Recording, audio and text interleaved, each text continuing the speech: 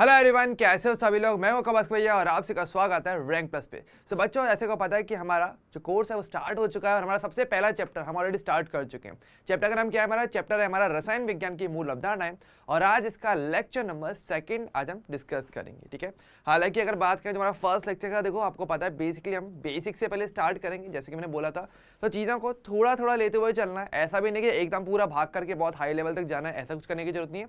आराम से चलना है, धीरे धीरे करके अपने को क्वेश्चन सॉल्व करने हैं। ओके, और कल देखो आपको डीएसए, आपको फर्स्ट डीएसए मिला होगा, तो आई होप आपने उसको सॉल्व किया होगा। और एक बार जरूर ध्यान रखिएगा, क्वेश्चंस को रेगुलर बेसिस पे सॉल्व करना है। ठीक है, अगर आप क्वेश्चंस को बाद में सॉल्व करोगे, अगले दिन के लिए बचा के रखोगे तो नहीं कर पाओगे। तो बेसिक आपका टाइमिंग बहुत ही सिंपल सा है, बहुत ही परफेक्ट टाइमिंग आपके पास कि आपने दिन के टाइम पे आराम से क्लासेस ले लिया, शाम तक रिवीजन कर लिया और या तो रात में आप क्वेश्चन प्रैक्टिस कर लो या फिर दिन में भी आप क्वेश्चन प्रैक्टिस कर सकते हो। तो सेल्फ स्टडी के लिए, क्वेश्चन प्रैक्टिस के लिए आपके पास भरपूर टाइम है और अभी जितना हो सके उतना ज़्यादा से ज़्यादा सेल्फ स्टडी करने की कोशिश करना।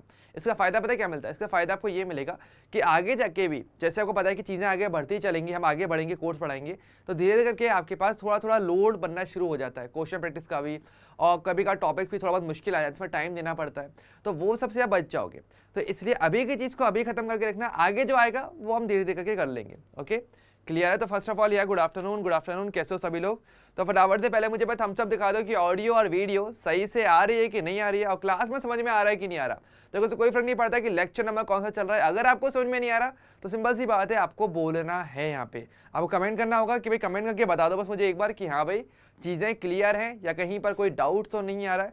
तो आप आराम से कमेंट करके बता सकते हो, इसका कोई इशू नहीं है। आपको बाद में वेट करने का जरूरत नहीं कि बाद में बताओगे, नहीं, ऐसा कुछ नहीं करना, ऑन द स्पॉट आप बताओ और डाउट्स को इंस्टेंट क्लियर करना। देखो सिंपल सी बात, इस कोर्स का मेन पर्पस ये भी है कि आप सीखो, डाउट्स बनेंगे, कहीं ना कहीं बनते ही बनते हैं, हर बार बनते हैं, तो उनको इंस्टेंट क्लियर करो, आगे के लिए अपने को छोड़ना ही नहीं है, सिंपल सी बात है। ओके, क्लियर है? चलिए तो फटाफट से क्लास को स्टार्ट करें। तो देखो आज के बेसिक टॉपिक्स मैं आपको बता देता हूँ। आज हम बेसिकली 2 टॉपिक पढ़ने वाले होंगे, जैसे कि आपको पता है रासायनिक संयोजन के नियम, ये हमने कल स्टार्ट किया था, इसको हम कवर करेंगे आज। और साथ ही आज हम परमाणविक और जो हमारा आणविक द्रव्यमान है, आज हम इनकी बातें करने वाले हैं। ठीक है, बहुत ही बेसिक बात करेंगे। ठीक है, और अगर टाइम बच जाता है तो हम क्वेश्चन भी करेंगे इसके अंदर ज़्यादा से ज़्यादा, प्लस थोड़े बहुत हमारे जो आगे का जो टॉपिक है उसकी मैं थोड़ी सी आपको बातें जरूर बताऊंगा। जो इस चैप्टर का सबसे इंपॉर्टेंट टॉपिक, या पूरी केमिस्ट्री की बात करेंगे तो बहुत ही इंपॉर्टेंट टॉपिक रहने वाला है मोल अवधारणा, थोड़ी सी हम उसकी बातें भी करेंगे। ठीक है, तो वही वाली बात है, चीज़ों को स्पीड में रखेंगे, मतलब बहुत स्लो भी नहीं चलेंगे, बहुत भागने की जरूरत भी नहीं है, लेकिन एक कंटिन्यूटी बना के रखेंगे। ठीक है, और वही ज़रूरी होता है। अगर आप इसको मैच कर लेते हो, इसको मेंटेन कर रहे हो, मतलब आप ऑटोमेटिकली सही चल रहे हो, आपको कोई प्रॉब्लम नहीं आने वाला। ठीक है, तो फटाफट से यार पहले मुझे बस थम्स अप करके दिखा दो यार कि हाँ भाई चलो ठीक है, क्लास स्टार्ट करें, फिर आज का फटाफट से पढ़ाना स्टार्ट करते हैं। ठीक है, तो बच्चों देखो, अगर मैं आपको बता दूं कल का, जैसे कि आपको याद होगा, कल हमने थोड़ा सा रिकैप ले लेते हैं तब तक। ठीक है, तो देखो कल बेसिकली हमने थोड़ी सी बात की थी हमारे पदार्थ को लेते हुए कि हमारे पास पदार्थ क्या रहता है, पदार्थ क्या होता है, और या फिर जिसको मैं द्रव्य का नाम भी देता हूँ, ये चीज़ बेसिकली क्या होती है। शुरुआत हमने कुछ यहाँ से की थी, है ना, और हमने ये बोला था कि आपका कोई भी वस्तु पदार्थ या द्रव्य कब कहलाती है, जिसमें से 2 गुण आते हैं। जब इसके पास क्या हो, द्रव्यमान हो, जिसको आप इंग्लिश में क्या बोलते हो, मास कहते हो, राइट, और या फिर इसके पास क्या हो, इसका साथ में आयतन हो। ठीक है, जिसको आप क्या बोलते हो, वॉल्यूम। ठीक है, जिसके पास भी ये दोनों ही चीज़ें आ जाती हैं वो बेसिकली पदार्थ या द्रव्य की कैटेगरी अंदर रखा जाता है। ठीक है, ये हमने बात सबसे पहले स्टार्टिंग में हमने की थी। इसके बाद फिर हमने थोड़ा सा इसका वर्गीकरण देखा था कि मेरे पास जो मेरा पदार्थ होता है वो बेसिकली मेरा मुख्य तौर पर 2 रूपों में विभाजित किया गया, 2 प्रकार का हो सकता है। या तो वो मेरा होगा शुद्ध पदार्थ, ठीक है, या तो वो मेरा क्या होगा, वो मेरे लिए एक शुद्ध पदार्थ होगा, या फिर वो क्या होगा, या फिर वो मेरे लिए होगा एक मिश्रण। ठीक है, बेसिक बात है, शुद्ध पदार्थ या फिर मेरा मिश्रण। शुद्ध पदार्थ क्या था, जो एक ही प्रकार के कणों से मिलकर बनता है, वो तो मेरा शुद्ध पदार्थ हो गया, और जो जहां पर एक से ज्यादा प्रकार के कण उपस्थित होंगे वो मेरा मिश्रण हो जाता है। ठीक है, तो यहाँ पे हमारा जो मेन फोकस होता है वो कण पे निकल के आता है। शुद्ध पदार्थ क्या था, जो एक प्रकार के कण से मिलकर बना, जहां पर क्या हो, एक प्रकार का कण उपस्थित हो, वो बेसिकली आपका शुद्ध पदार्थ होता है। और मिश्रण क्या होता है, जहां पर एक से ज्यादा प्रकार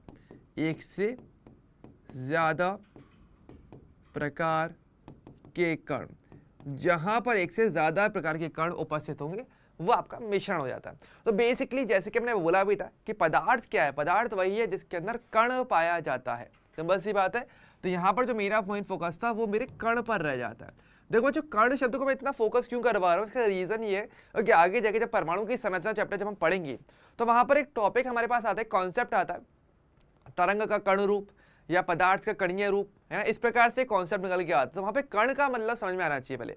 कण का मतलब क्या, जिसका द्रव्यमान और आयतन होता है वो बेसिकली कण में काउंट किया जाता है, ठीक है, या वो कण होता है, ठीक है। अब फिर हमने ये बोला था कि भाई अगेन अगर हम बात करेंगे हमारे पास, तो मेरा शुद्ध पदार्थ है, इसको अगेन आप दो प्रकार से विभाजित करते हो डिपेंडिंग कि मेरा कण कैसा होगा उसके आधार पे।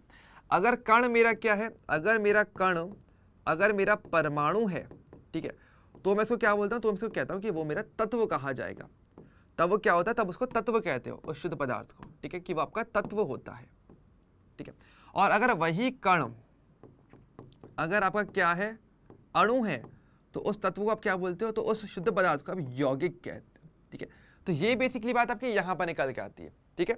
अच्छा, अब देखो यहाँ पर अगर हम आगे की बात करेंगे तो ऐसे मिश्रण की बात करें, मिश्रण को भी आपने दो प्रकार से विभाजित किया था डिपेंडिंग इस बात पे कि भाई आपके दोनों प्रकार के जो कण हैं, जितने भी प्रकार के जो कण रहने वाले हैं वो अच्छे तरीके से मिक्स हो पा रहे हैं या फिर नहीं हो पा रहे। तो मिक्सिंग के आधार पर हमने बात की थी यहाँ पे, है ना। मिक्सर को ही बोलते हो। तो देखो एक तो था मेरा समांगी, एक तो क्या था मेरा समांगी मिश्रण, और एक था मेरा यहाँ पे विषमांगी मिश्रण। तो ये बेसिक बात थी जो सबसे पहला वर्गीकरण हमने देखा था, ठीक है, समांगी और विषमांगी, यानी समांग अंग वाला मिश्रण जहाँ पे सभी प्रकार का जो पूरा जो संगठन रहने वाला है वो पूरा समान रूप से हो, यानी कि जैसे चीनी को पानी में अगर आप घोलते हो तो चीनी पानी में पूरी समान रूप से घुल जाती है, तो फिर वो आपका समांगी मिश्रण है। लेकिन जैसे अगर आप रेत को पानी में डालते हो तो वो पूरी तरीके से नहीं घुल पाती, तो वो आपका विषमांगी मिश्रण है, ठीक है। तो ये बेसिक बात है हमने की थी कुछ, तो बेसिक डायग्राम था वो कुछ इस प्रकार से हमारा वर्क करता है, ठीक है। क्लियर है यहाँ तक का पार्ट। पहले मुझे फटाफट से बता दो यार कि रिकैप, देखो रिकैप जरूरी रहता है, ऑब्वियसली बात है, रिवीजन जरूरी है, तो वो आपको करना चाहिए, है ना। और आप नहीं करोगे तो चिंता मत करो, क्लास में करवाया जाएगा, लेकिन ये बेस्ट ये रहता है कि आप भी खुद से रिवीजन करो, यहाँ पर थोड़ा सा आए, थोड़ा आप यहाँ पर सीखो, तो वो चीज़ें क्लियर होती हैं, ऐसे हवा में क्लियर नहीं हो पाती। ओके, क्लियर है, जल्दी से या फटाफट से मुझे बताते हुए चलना, ठीक है। देखो जब भी चीज़ें बोलो क्लियर है, फटाफट से मुझे एक बार थम्स अप दिखा दे करो कि हाँ भाई चीज़ें क्लियर चल रही हैं, ठीक है। इसके बाद फिर हमने बात किया था, हमारे पास जो एक इंपॉर्टेंट टॉपिक आया था वो था हमारा कौन सा, रासायनिक संयोजन के नियम। हालांकि छोटी छोटी बातें हमने और भी की थी, नो डाउट, जैसे कि अलग पदार्थ की जो अलग अलग अवस्थाएं होती हैं उनकी हमने बातें की थी।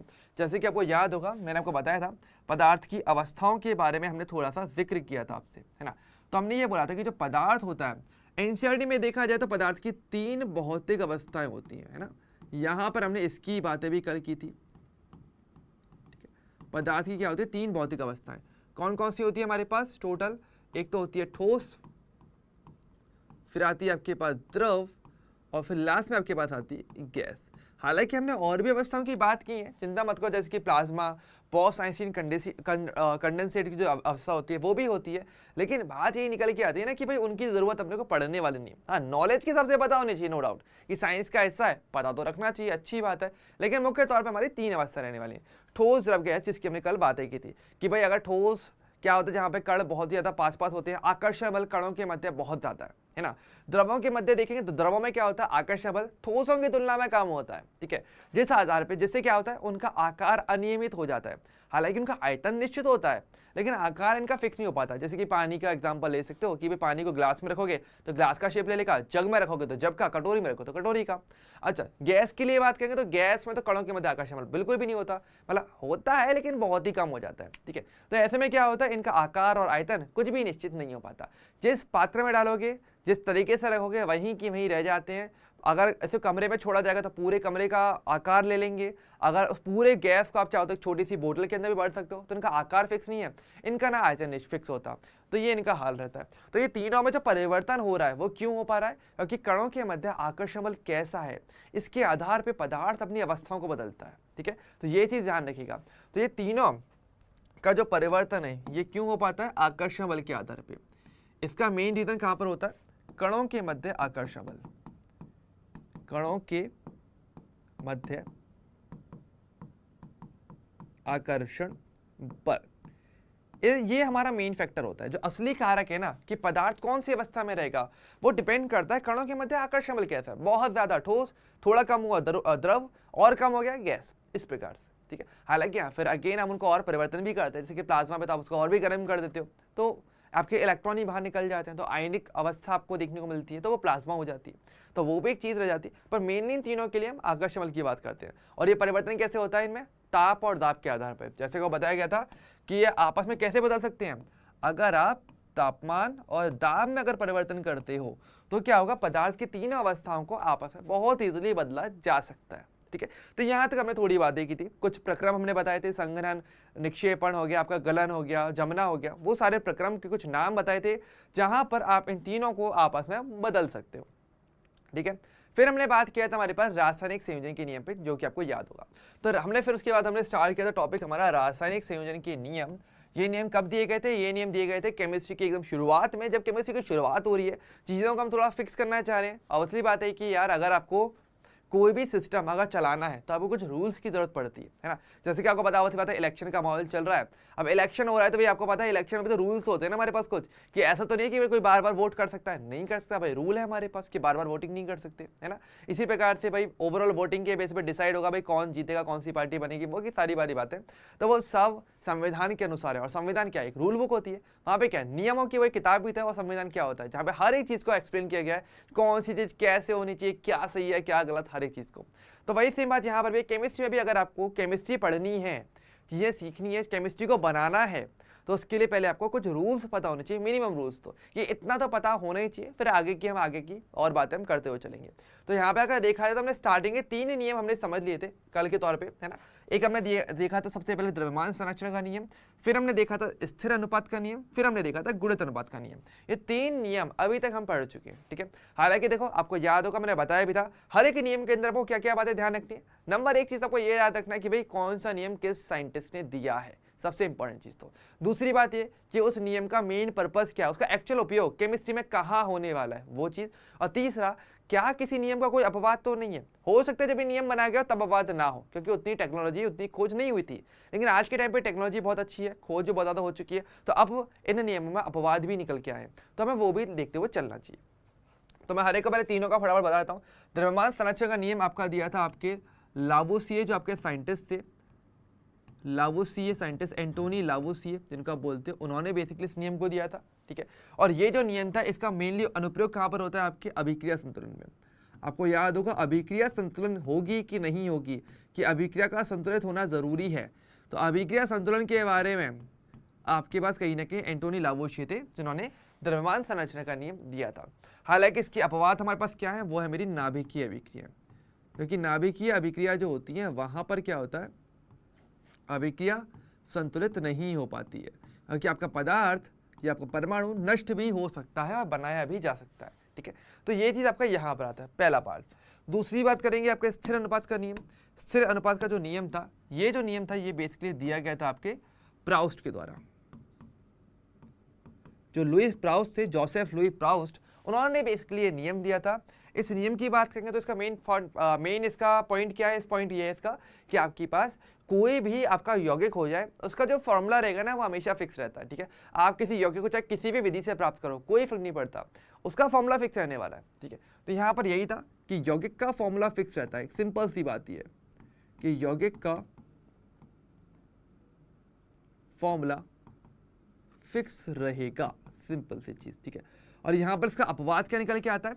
इसका अपवाद निकल के आता है समस्थानिक के केस में, क्योंकि समस्थानिक के केस में क्या होता है, तत्व आपका सेम रहता है, लेकिन क्या होता है ना कि आपका तत्व है लेकिन उसके गुण अलग अलग हो गए। तो ऐसे में जिस आधार पर इस नियम को बनाया गया था कि भार का जो अनुपात है वो निश्चित रहने वाला है, जैसे कि मेन जो स्टेटमेंट था वो बिगड़ जाता है। ठीक है, तो यानी यहाँ पर क्या होता है, तो समस्थानिक के केस में इसका अपवाद बन जाता है। ठीक है, तो समस्थानिक की जब बाद में खोज की गई ना, तो फिर यहाँ पे इस नियम पे क्वेश्चन बन गया, क्योंकि तुम भार के अनुपात को निश्चित करते हुए बोल रहे हो कि आपका यौगिक का फॉर्मूला फिक्स रहने वाला है, लेकिन अगर तत्व में समस्थानिक आ जाएंगे तो भार का अनुपात तो निश्चित ही नहीं हो पाया, तो यौगिक का फॉर्मूला फिक्स कैसे हुआ? तो यहाँ पर ये फेल हो जाता है थोड़ा थोड़ा। ठीक है, ये इसका अपवाद निकल के आता है। तीसरा अगर हम बात करेंगे हमारे पास गुणित अनुपात का नियम, तो ये जो नियम दिया गया था ये आपके बहुत ही फेमस साइंटिस्ट, जैसे कि पता है आपके डाल्टन जो थे, उन्होंने बेसिकली इसको दिया था, जॉन डाल्टन ने। ठीक है, और यहाँ पर इसका मेन पर्पस क्या था? देखो, इसको पहचानने का तरीका पता होना चाहिए। ठीक है, हालांकि इन्होंने कहीं ना कहीं यौगिक निर्माण के बारे में बताया कि अगर 2 तत्व मिलेंगे तो यौगिक किस प्रकार से बना सकते हैं, वो भी अलग अलग प्रकार के, उस पर इसे थोड़ी सी व्याख्या की थी। ठीक है, तो यहाँ पर हमारा मेन फोकस हमेशा होना चाहिए कि 2 तत्व आपको क्वेश्चन में बोले जाएंगे। ठीक है, जो दो या ज़्यादा यौगिक बनाए, ठीक है, दो या ज़्यादा यौगिक।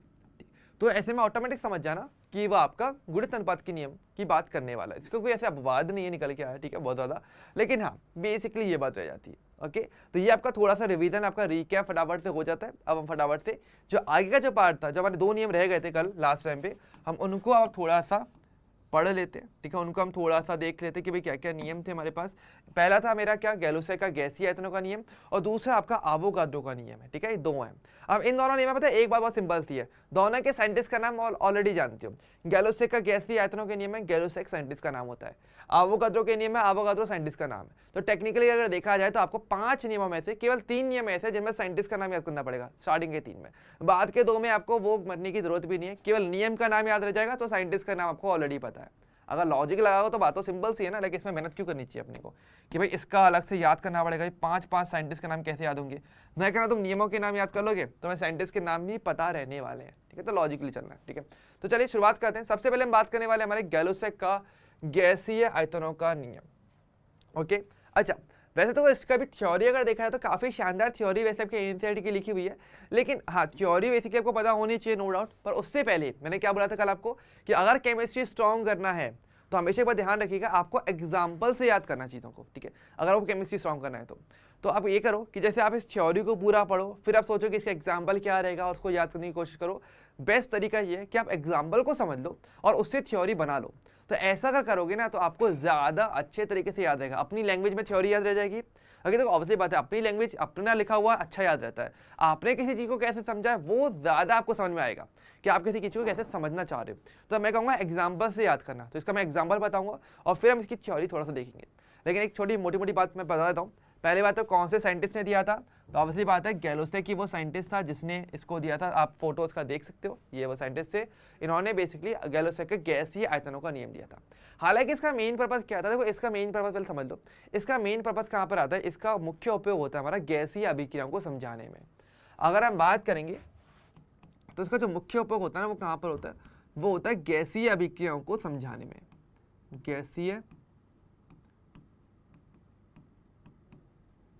गैसीय अभिक्रियाओं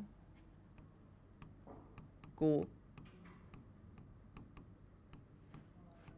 समझाने में, यानी कि अगर आपको कभी भी गैसीय अभिक्रिया है, मतलब कि जहां पर अभिकारक और जो उत्पाद है अगर वो गैस अवस्था में है या केवल अभिकारक भी गैस अवस्था में है, तो उनका अगर एक्सप्लेनेशन चाहिए कि भाई किस प्रकार से अभिकारक रिएक्शन करने वाला है या कितना उत्पाद बनेगा, किस तरीके से उत्पाद को बनना चाहिए, इन सारी बातों के लिए आपका गैलोसे का गैसीय आयतनों का नियम कार्य करता है, ठीक है। और वो भी आयतन के आधार पर यह बात करेगा, क्योंकि अवश्य बात है गैस के लिए आप आयतन शब्द उपयोग में लेते हो। गैस का आयतन मतलब गैस जगह गिरती है, जितना पात्र होगा उतनी वो जगह गिरेगी, तो गैस के लिए हम आयतन शब्द बहुत ज़्यादा यूज़ करते हैं, ठीक है, केमिस्ट्री के अंदर। अब जैसे कि देखो समझो, पहले तुम्हें थोड़ा समझने का खेल है। अब इसमें जो आपने समझ लिया ना, ये थोड़ा सा इंपॉर्टेंट टॉपिक है, तो थोड़ा ध्यान से समझना। इसमें नियम से ज़्यादा मैं आपको कुछ बताने वाला हूँ, तो थोड़ा ध्यान से देखना। जैसे कि आपको पता है कि भाई H2 होता है प्लस O2 होता है, ये दोनों आपस में मिलकर आपके H2 को बनाते हैं, ठीक है। होने के लिए अभी मैं मानता हूँ कि मैंने रिएक्शन को बैलेंस नहीं लिखा, रिएक्शन को बैलेंस भी कर ही लेते हैं, ठीक है। तो यहाँ पर 2 लगा दिए मैंने यहाँ पे और यहाँ पर मैंने 2 लगा दिए, ठीक है। अब क्योंकि गैसीय अभिक्रिया है तो सिंपल सी बात है, आपको इनकी अवस्थाओं को प्रदर्शित करना चाहिए। तो आपको पता है गैस अवस्था के लिए आप G उपयोग लेते हो ना, G, ये जो ब्रैकेट में जो नीचे G लगाया जाता है ये बेसिकली गैस अवस्था को प्रदर्शित करता है। आपको पता है अवस्थाओं के प्रदर्शन की, जैसे अगर हम बात करें तो आपको पता है हमारे पास टोटल 4 प्रकार के सिंबल आपको देखने को मिलेंगे। अगर हम अवस्था प्रदर्शन की बात करें तो यहीं पर लिख देता हूँ मैं, ठीक है, ध्यान रखिएगा अच्छे तरीके से कौन सी चीज़ कहाँ पे लिखी जा रही है। तो अवस्था प्रदर्शन की अगर बात की जाए तो बेसिकली 4 अवस्था प्रदर्शन होते हैं। एक तो सॉलिड का होता है, एस जो होता है वो आपका सॉलिड यानी एक बार ठोस को प्रदर्शित करता है। अगर कहीं पे लिखा हुआ एल ब्रैकेट में इस प्रकार से नीचे किसी भी यौगिक के साथ रिएक्शन में, तो वो बेसिकली वो लिक्विड को प्रदर्शित करता है, ठीक है, यानी कि द्रव अवस्था को। अगर कहीं पे लिखा हुआ है जी, मतलब वो आपकी गैस अवस्था को प्रदर्शित करता है। और कहीं पर लिखा हुआ ए क्यू, तो बेसिकली ये आपकी एक्वस, ठीक है, एक्वा, या फिर जिसका बोलते हो जलीय अवस्था को प्रदर्शित करता है। एक्वा, एक्वस या जलीय एक ही बात रह जाती है, तो उनको प्रदर्शित करेगा। मतलब कि देखो लिक्विड और जलीय अवस्था में फर्क होता है। वैसे लिक्विड का मतलब क्या कि वो जो पदार्थ है वो खुद से पिघला हुआ पूरी द्रव अवस्था में आ गया, ठीक है। जलीय का मतलब यह है कि उस पदार्थ को आपने पहले जल में विलय किया, जल में घोला, जल का विलयन बनाया, तो वो आपका जलीय अवस्था होती है कि जल के अंदर पदार्थ है मेरा, ऐसे करके। तो लिक्विड और एक्वस में थोड़ा फर्क आता है, ठीक है। तो भाई समझ जाना, क्योंकि ये आगे जाके जब विद्युत रसायन की बात करोगे ना, तो वहां पर असल में इसका उपयोग हो जाता है ऑटोमेटिकली, क्योंकि वहाँ रिएक्शंस में आपको ये हेल्प करते हैं कि भाई आपको तरल द्रव अवस्था रहने वाली है या फिर आपकी जलीय अवस्था रहने वाली है, तो वहां पर इसका उपयोग हो जाता है कई बार, ठीक है। तो थोड़ा सा ध्यान अपने को रखना है, ठीक है। अच्छा, अब जैसे कि बात करें यहाँ पे, अब देखो ये जो अभिक्रिया मैंने आपको दी है, अगर ध्यान से देखो तो ये मेरी पूरी तरीके से गैसीय अभिक्रिया है। ये क्या आपके लिए गैसीय अभिक्रिया, कैसे पता चल रहा है मुझे, क्लियरली बात है, अवस्था देख लो भाई, जब आपकी रिएक्शन गैस अवस्था में होने वाली है तो मतलब आपकी गैसीय अभिक्रिया हो गई, सिंपल सी चीज़ है ना। तो आपके जो अभिकारक है मेनली, मैं देखो अगर उत्पाद नहीं भी हो एक बार के लिए चल जाता है, लेकिन आपका अभिकारक आपका गैस अवस्था में दिया हुआ है, ठीक है। अब देखो यहाँ पर अब पता है कैसे चलता है। अब देखो इसका मेन फायदा कहाँ देखने को मिलता है, तो देखो समझो, यहाँ पर इसने ये बोला कि अगर मुझे इसका एक्सप्रेशन देना है, मतलब कि मेरे पास जो अभिकारक है, ये क्या है मेरे अभिकारक हो गए, ये क्या हो गया मेरा यहाँ पे अभिकारक, और ये क्या हो गया मेरा यहाँ पे उत्पाद हो गया, ठीक है। तो अभिकारक हो गया, उत्पाद हो गया। तो अभिकारक या उत्पाद की मात्राओं के मध्य जो संबंध हो ना, वो आप इससे पता कर सकते हो, क्योंकि सिंपल सी बात है, एक अभिक्रिया लिखने का मेन पर्पस क्या है, उसको संतुलित करने की जरूरत क्या पड़ती है कि आपको पता चल जाए कि अगर आप अभिकारक की कुछ मात्राओं को लेकर चल रहे हो, आप उम्मीद करोगे कि मेरा कुछ उत्पाद बनेगा, तो उत्पाद कितनी मात्रा में बनना चाहिए, इसके लिए मेरे पास ये नियम बहुत ज़्यादा हेल्पफुल हो जाता है। अब देखो कैसे, देखो समझो। अच्छा वैसे आपको, अच्छा मुझे आप में से फटाफट मुझे एक बार कमेंट करके बताइए, आप में से कितने लोग रस समीकरण मिति गुणांक के बारे में थोड़ा बहुत भी जानते हो, फटाफट से मुझे केवल यस और नो में आपको बताना है, ठीक है। यस और नो में फटाफट से बताइए, यस और नो में बताना है, ठीक है। ओके चलिए फटाफट से बताओ सभी लोग कि आप में से कितने लोग रस समीकरण मिति गुणांक, ये शब्द अलग है, अब ये आएगा वैसे आगे, लेकिन मैं जस्ट एक नॉलेज के लिए पूछ रहा हूँ, पता है कि नहीं पता है, ठीक है। कि एक वर्ड होता है रस समीकरण मिति गुणांक, इंग्लिश में बोलते हैं स्टोइकियोमेट्रिक कोएफिशिएंट। क्या आपको पता है? पता है तो यस कमेंट करना फटाफट से, नहीं पता तो नो, कोई प्रॉब्लम नहीं, पता तो कोई प्रॉब्लम, वो ऐसे मैं बताऊंगा, लेकिन जिनको पता है एक बार नॉलेज तो मुझे होना चाहिए ना कि भाई कितना कितना आता है, कितना कितना नहीं आता है ना। जल्दी से बताओ भाई, यस और नो कमेंट करके बताओ, उसके बाद ही हम आगे बढ़ेंगे। तो फटाफट से पहले मुझे कमेंट चाहिए सभी के, ओके, उससे आगे पहले हम आगे नहीं बढ़ने वाले, ठीक है। जल्दी से बताइए, क्या आपको रस समीकरण मिति गुणांक शब्द का मतलब पता है? केवल हाँ है ना, मतलब मन ही मन में पता कर लो कि पता है कि नहीं पता है, उतना बता दो केवल, ठीक है। पता है किसी को रस समीकरण मिति गुणांक क्या होते हैं? क्लास ही चुप चुप बैठी रहती है ना, पता नहीं चलता, फिर कमेंट तो करे करो कम से कम, ये तो नहीं है कि चलो मेरे सामने बैठे हो तो मैं बता दूं कि हाँ भाई बताओ, खड़े हो क्या पूछ लूंगा वो तो मैं, लेकिन अब नहीं हूँ सामने नहीं बैठे हो तो कोई बात नहीं, कम से कम कमेंट करके तो बोलो कि हाँ भाई पता है नहीं पता है।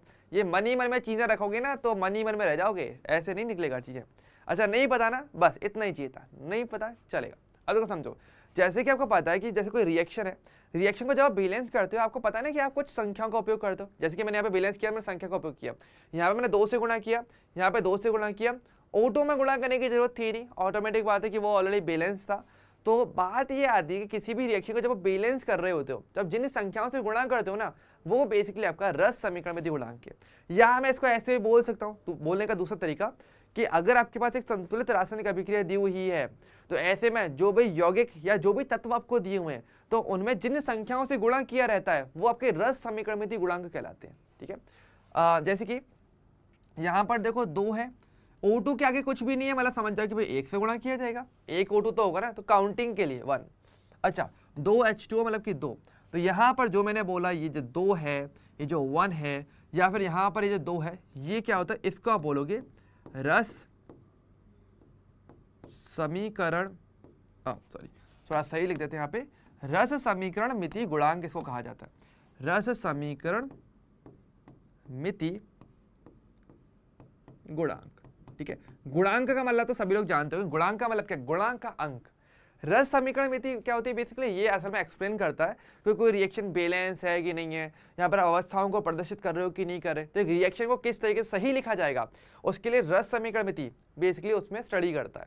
और गुणांक मतलब गुणांकांक, तो यहाँ पर हमने इन यौगिकों में, इन तत्वों में जिन्हें संख्याओं से गुणा करते हुए चल रहे हो किसी रिएक्शन को बैलेंस करने के लिए, या वो बैलेंस है तो भी, तो उस गुणांक के अंक को आप रस समीकरण मिति गुणांक कहते हो, ठीक है। तो ये बेसिक वर्ड आता है, जैसे 2, 1 और 2 है ना।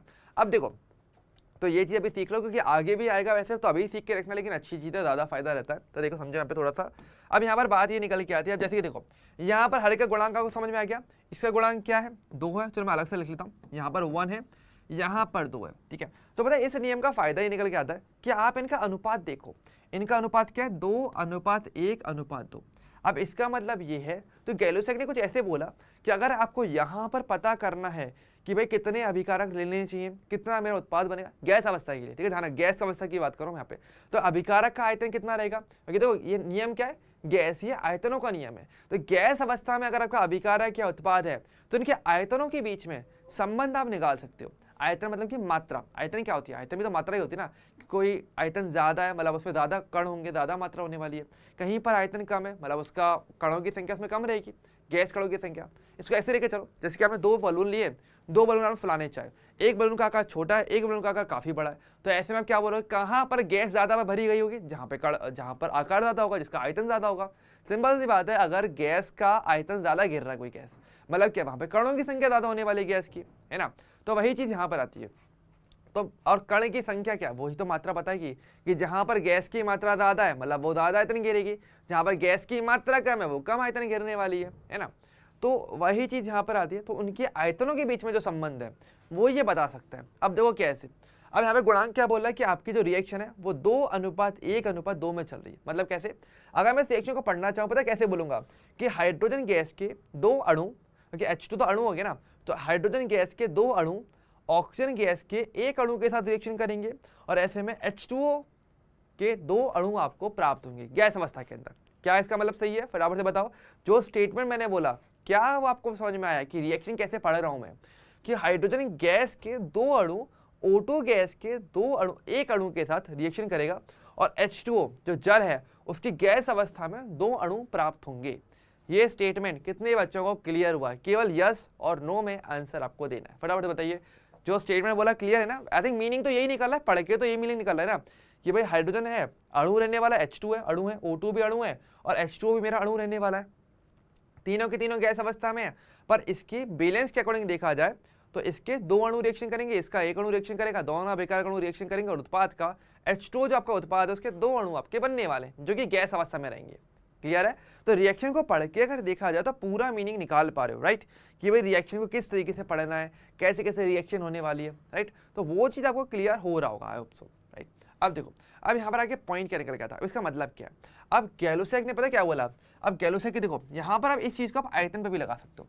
तो इसने ये बोला कि आपके जो अनुपात दिए हुए हैं ना, इसी अनुपात में आयतनों के हिसाब से भी आप मेजरमेंट कर सकते हो, मापन कर सकते हो। कैसे, यानी मैं इसको पता ऐसे ही बोल सकता हूँ, यहाँ पर गैलुसैक के अकॉर्डिंग आयतन शब्दों में अगर बोला जाए तो मैं ऐसे भी कह सकता हूँ कि 2 लीटर अगर हाइड्रोजन गैस लिया जाए तो वो 1 लीटर ऑक्सीजन गैस के साथ रिएक्शन करेगा आयतन के हिसाब से, और ऐसे में आपका 2 लीटर आपका H2O बनेगा। इसने ऐसे बोला, यानी इसने क्या बोला कि आप ये जो अनुपात है ना, उसी अनुपात में अगर आप आयतन को लेके चलोगे तो भी रिएक्शन आपकी प्रॉपर चलेगी। और ऐसे में आप मात्राओं का भी ध्यान रख सकते हो कि भाई अगर मुझे जैसे मान लो 2 लीटर अगर मुझे H2O बनाना है, ठीक है, आपको बोला गया कि भाई ये आपके पास हाइड्रोजन, ये रही आपकी ऑक्सीजन, भाई दोनों को मिक्स करना है और आपको H2O बनाना है। लेकिन भाई वही वाली बात नहीं, खर्चे की बात भी तो होती है। ऐसा तो है नहीं कि भाई कितना भी हाइड्रोजन ले लोगे, कितना ही ऑक्सीजन ले लोगे और रिएक्शन करवा दोगे, भाई कुछ और बन जाए तो प्रॉब्लम हो जाती है। या फिर मान लो अगर जितना H2O चाहिए था उतना बने ही नहीं, जरूरत से ज़्यादा बना दे, जरूरत से कम बन जाए तो कितना हाइड्रोजन चाहिए होगा, कितना ऑक्सीजन चाहिए होगा। तो ऐसे मान लो, तो आपको बोला गया आपको एक्जैक्टली 2 लीटर बना के बताना है, तो आपको कितना हाइड्रोजन चाहिए होगा, कितना ऑक्सीजन चाहिए होगा। तो आप ऐसे देख सकते हो कि 2 लीटर चाहिए ना, तो आपको पता है रिएक्शन 2:1:2 में हो रही है। तो यानी कि हाइड्रोजन के अगर 2 लीटर होंगे और ऑक्सीजन का अगर 1 लीटर है, उसके रेस्पेक्ट में आधा होगा, तो ऐसे में H2O आपको 2 लीटर मिलेगा। इस प्रकार से तो आयतनों के मध्य जो संबंध है वो वही निकल के आता है जो कि इनके रस समीकरण में गुणांक का रहता है, जो संबंध रहता है अनुपात वाइज। तो ये चीज़ है। इसी प्रकार से मान लो अगर मैं बोलूँ कि 2 लीटर की जगह पर अगर आपसे बोलते हैं 200 ml, क्योंकि ml भी तो आयतन होता है ना, अगर मान लो मैं यहाँ पे से बोलता कि आपको 200 ml अगर ये लेके चलना है तो O2 मुझे कितना लेना चाहिए, तो मुझे O2 आपका 100 ml लेना होगा इस अनुपात के अकॉर्डिंग, ठीक है, आयतनों का अनुपात। तो वो अनुपात ऐसे चलेगा। तो आयतनों का जो अनुपात है वो इनके रस समीकरण गुणांक के अनुपात को फॉलो करता है, उसी के पीछे चलता है। तो ऐसे में H2O कितना बनेगा, वो भी आपका 200 ml बनेगा आपका, ठीक है, इस प्रकार से। ठीक है, बताइए भाई कितने बच्चों को ये चीज़ क्लियर हुई है। देखो जिसको ये चीज़ क्लियर हो गया ना, मतलब समझ लो कि उसे रिएक्शन बैलेंस करना आ जाएगा, प्लस रिएक्शन के आधार पर क्वेश्चन कैसे करते हैं वो भी क्लियर होता हुआ चलेगा। तो आपके जो क्या नाम इसका गैलुसैक, उसने यही कहा था कि आप रस समीकरण गुणांक को देख लो और उसके अनुपात के अकॉर्डिंग आप आयतनों के बीच में संबंध लगा सकते हो आराम से। कि अगर मान लो मैं आपको बोलता है यहाँ पे कि मान लो मेरे पास O2 है, O2 मान लो कि मेरे पास 5 लीटर O2 है मेरे पास, तो हाइड्रोजन कितना लगेगा आपको पता है। अगर ये 1 है तो उसका डबल आपका हाइड्रोजन लगने वाला फिक्स है। तो अगर 1 लीटर अगर 1 लीटर ऑक्सीजन है तो 5 लीटर क्या है मेरा, तो 2 लीटर क्या है मेरा हाइड्रोजन। अगर मेरे पास 5 लीटर, अगर मेरे पास क्या है 5 लीटर, अगर मेरे पास यहाँ पे O2 है तो मेरे पास H2 कितना लगेगा, उसका डबल लगेगा अनुपात के अकॉर्डिंग। तो यहाँ पे 10 लीटर होना चाहिए, तभी तक तो 10 और 5 का अनुपात 2:1 तो आएगा, निकाल के देख लो। और ऐसे में H2 कितना बनेगा मेरा यहाँ पे, वो मेरा 10 लीटर ही बनेगा। ऑक्सीजन के हिसाब से देख लो, ऑक्सीजन का डबल बनने वाला है, ठीक है, ऐसे कह सकते हो। या फिर आप ऐसे भी कह सकते हो, एक तरीका ये भी है कि पता ना जहां पर अनुपात समान होता है, जैसे इसका भी 2 है, इसके गुणांक भी 2 है, इसका गुणांक भी 2 है, तो जिनका गुणांक समान होता है ना उनके आयतन भी बराबर ही हो जाते हैं। ऑटोमेटिक देख लो भाई निकल के आएगा, हर बार सेम निकलेगा, क्योंकि आपको पता है दोनों के गुणांक समान है। इसके हिसाब से तो ये बराबर ही बन गया ना। अगर ये 2 था तो ये भी 2 बना, तो अगर ये 5 है तो ये 5 बनेगा, ये 7 है ये 7 बनेगा, ये 100 है ये 100 बनेगा, ये 200 है ये 200 बनेगा, सेम चीज। तो जहां पर गुणांक समान होते हैं वहां पर आयतन भी, जो गैस का जो आयतन होता है बनने वाली गैस का यानी उत्पाद में, चाहे बनाने वाली गैस का जो अभिकारक है, उन दोनों का आयतन बराबर रह जाता है। और बच्चे को जो तीसरे का जो मतलब जो जिसका अलग भी हुआ उसको फिर आप ऐसे मेजर कर सकते हो, क्या भाई इसके रेशो में डबल है, आधा बनेगा, क्या खर्च होने वाला है। तो बस अगर आराम से फिर आप चाहो तो अनुपात भी निकालो तो भी सेम निकल के आता है। तो इस तरीके से ओके, क्लियर हो गया वाला पार्ट। तो ये स्पेशली था गैसीय अभिक्रियाओं के लिए, ठीक है। तो गैसीय अभिक्रियाओं को कैसे समझना है, कुछ इस प्रकार से आप समझ सकते हो। तो रस समीकरण गुणांक दिमाग में होना चाहिए, बस ये वर्ड ओके, क्लियर है। ये वर्ड क्या है हमारा, रिएक्शन बैलेंस जब हो चुकी है तो उसके बाद जिन संख्याओं से गुणा में है कोई भी यौगिक आपके अभिकारक के उत्पाद का, और जरूरी नहीं कि वो आपकी गैस अवस्था हो, अवस्था कोई भी हो सकती है। हालांकि जो आपका ये जो नियम था ये गैसीय अभिक्रियाओं के लिए चलता है, द्रव या ठोस के लिए नहीं चलेगा। लेकिन रस समीकरण गुणांक आपका ये संख्याएं ही होती हैं, ठीक है। चलिए अब चलो एक बार थोड़ा सा नियम पढ़ लो भाई, अब नियम पढ़ लो, अब क्लियर हो जाएगा और अच्छे से, ठीक है। तो नियम हमारा क्या बोलता है, नियम हमारा ये बोलता है कि इस नियम के अनुसार ताप या दाब की समान परिस्थितियों में, मतलब टेम्परेचर प्रेशर को चेंज नहीं करना, ठीक है, वो सेम रहेगा, में जब 2 या 2 से अधिक गैसें क्रिया करती हैं तो संयोग करने वाली गैसों के आयतनों में एक सरल अनुपात होता है, जैसे कि हमने बोला था। और वो अनुपात कौन से होने वाला है, देखो ये हमारी गैसें थी जो अभिक्रिया करने वाली थी, 2 गैसें, ज़्यादा भी ले सकते हो, तो इनके आयतनों में क्या होगा, अनुपात रहेगा, और वो एक सरल अनुपात रहने वाला है। और वो अनुपात कौन सा रहेगा, वो इनके रस समीकरण गुणांक का अनुपात रहेगा, ठीक है, ये ध्यान रखना। अच्छा, तो अनुपात रहता है। और इन अभिक्रियाओं में यदि उत्पाद भी गैस हो, उत्पाद भी क्या आपको गैस अवस्था में हो, अगर ऐसा हो जाए तो बनने वाले उत्पाद का आयतन भी क्रियाकारी गैसों के साथ एक सरल अनुपात में ही रहेगा। तो इसने बात ये बोली कि आपकी जब भी रिएक्शन होती है गैसों की, वो हमेशा एक अनुपात के अकॉर्डिंग होती है। और वो जो अनुपात कैसे निकल के आता है, वो रस समीकरण गुणांक का अनुपात रहता है, समझ गए। तो ये वाली बात थी जो इस बंदे ने कही थी। ओके, क्लियर है, क्लियर सभी को, फटाफट से बता दो यार कि ये चीज़ क्लियर है कि नहीं है। क्योंकि देखो अब यहाँ पे थोड़ा सा होगा कि ये नहीं कहूँगा कि भाई लेवल अप नहीं करना, अपने को लेवल अपने को करना है, अपने को रिएक्शन पढ़ना आना चाहिए। क्योंकि केमिस्ट्री के अंदर आप रिएक्शन पढ़ना नहीं सीख रहे तो फिर मतलब ही क्या बात है, केमिस्ट्री के अंदर रिएक्शन तो बराबर के हैं, तो रिएक्शन को पहले चलो ठीक है नहीं आती वो बात की बात है। चलो आपके सामने कोई भी रैंडम रिएक्शन आपको मैं दे दूँ तो हो सकता है आपको रिएक्शन चलो ना पता हो, कोई बात नहीं है, पर उसको पढ़ना तो आना चाहिए ना कि पढ़ा कैसे जाता है। तो सबसे पहले चीज़ रिएक्शन याद करने से पहले रिएक्शन को पढ़ना आना चाहिए। कि कोई भी रैंडम रिएक्शन आपके सामने आ जाए तो पहले आप उसको पढ़ना पाओ, पढ़ना सीख जाओ कि कैसे पढ़ा जाता है। ओके, तो इस तरीके से बेसिकली आप इसे पढ़ते हो। क्लियर है ना, चिंता मत करो, अभी आगे जैसे हम आगे बढ़ेंगे और भी रिएक्शंस में आपको पढ़वाऊंगा ताकि आपको रिएक्शन पढ़ना आए। रिएक्शन पढ़ना आएगा तो अभिकारक कितना है, उत्पाद कितना, जैसे देखो ये तो गैसीय अभिक्रिया का था, हमने बहुत ईजी हमने पता कर लिया, ठीक है। अच्छा चलो एक छोटा सा क्वेश्चन और कर लेते हैं यहीं की, और आपको इस बार मुझे कमेंट करके बताना है, ठीक है। एक छोटा सा क्वेश्चन आपको पता होगा, एक प्रक्रम मैं बताता हूँ आपको। एक प्रक्रम होता है जिसका बोलते हो हैबर प्रक्रम। हैबर प्रक्रम, ये जो प्रक्रम होता है ना, ये आपका हैबर प्रक्रम, ये जो प्रक्रम आपका होता है ये बेसिकली आपके अमोनिया उत्पादन का आपका प्रक्रम होता है। कैसे बनती है अमोनिया, कि N2 आपकी गैस अवस्था में होगी, आपके 3 हाइड्रोजन आप लेकर चलते हो जो कि आपकी गैस अवस्था में रहेंगे, जिससे कि आपका अमोनिया के 2 अणु आपके बनते हैं। अगेन अमोनिया तब की गैस होती है। अब इसको कैसे पढ़ा जाएगा, इसको किस तरीके से पढ़ना है, इसको हम ऐसे पढ़ सकते हैं कि देखो जहां पर कोई भी संख्या नहीं है ऑटोमेटिक समझ जाओ यहाँ पर 1 है। अब देखो इसको मैं चाहूँ तो स्टेटमेंट में लिख सकता हूँ, कैसे, इसको मैं लिख सकता हूँ कि N2 का गैस में एक अणु H2 का गैस में 3 अणुओं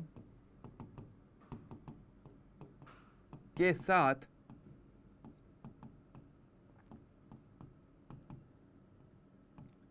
अभिक्रिया कर NH3 गैस के 2 अणु का निर्माण करता है। क्या मुझे बताओ, ये जो स्टेटमेंट मैंने लिखा है, क्या किसी को ये स्टेटमेंट समझने में प्रॉब्लम है?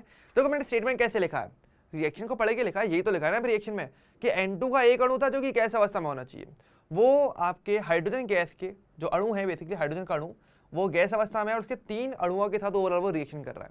जैसे कि मेरा अमोनिया के जो कि गैस अवस्था में बनेगा, उसके 2 अणु का निर्माण करने वाला है।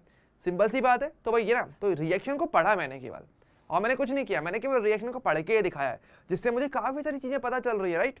ओके, अच्छा अब देखिए, अब यहाँ पर मैं आयतन का नियम कैसे लगाऊंगा? अब गैलोसे का नियम कैसे हेल्प करेगा?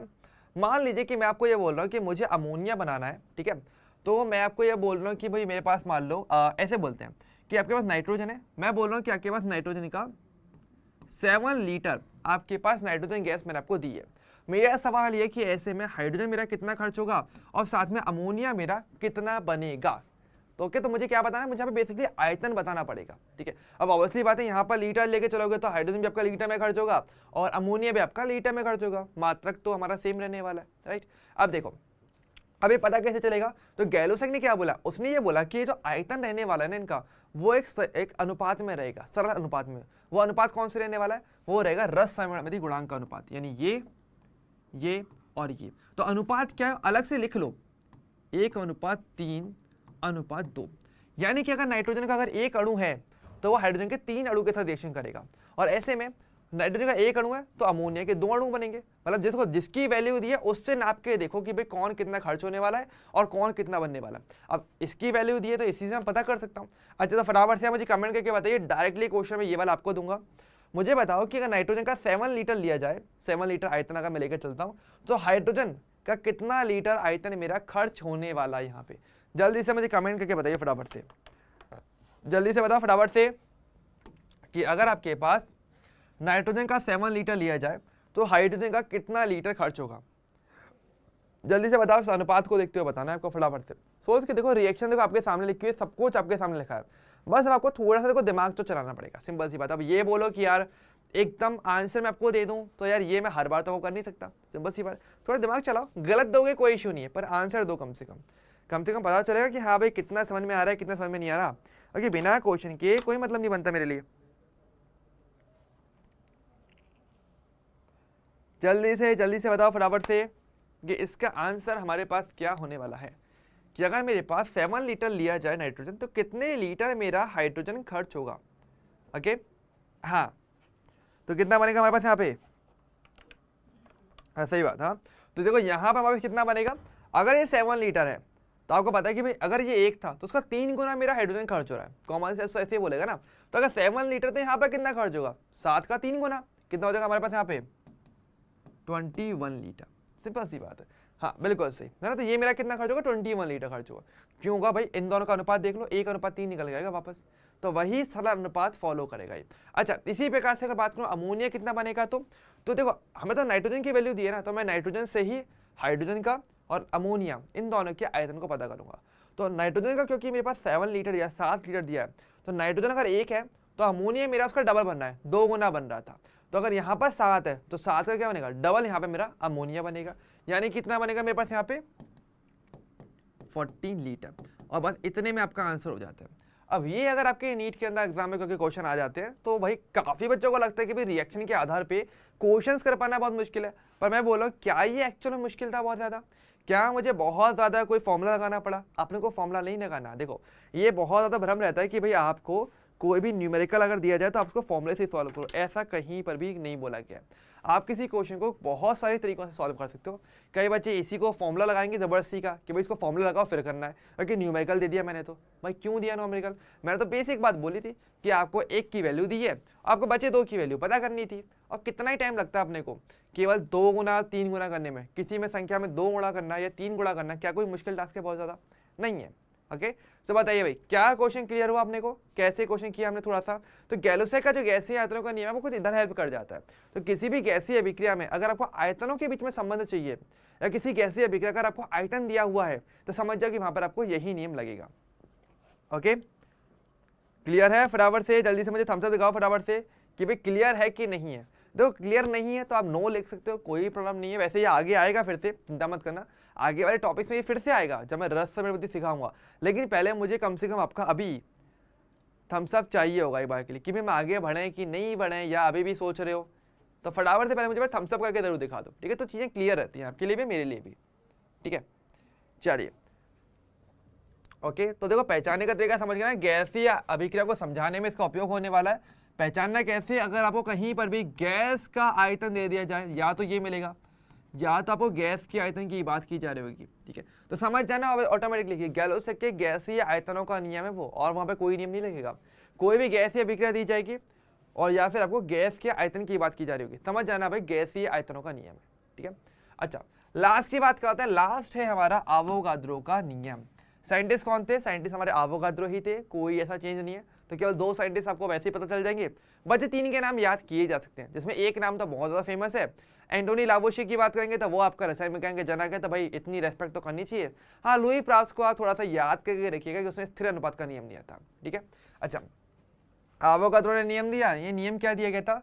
ये नियम दिया गया था कि आवोगाद्रो के अनुसार समान ताप और दाब पर समझ गैसों के समान आयतन में अणुओं की संख्या समान रहती है। देखो ये जो नियम है ना, ये असल में दिया गया है आदर्श गैस को ध्यान में रखते हुए।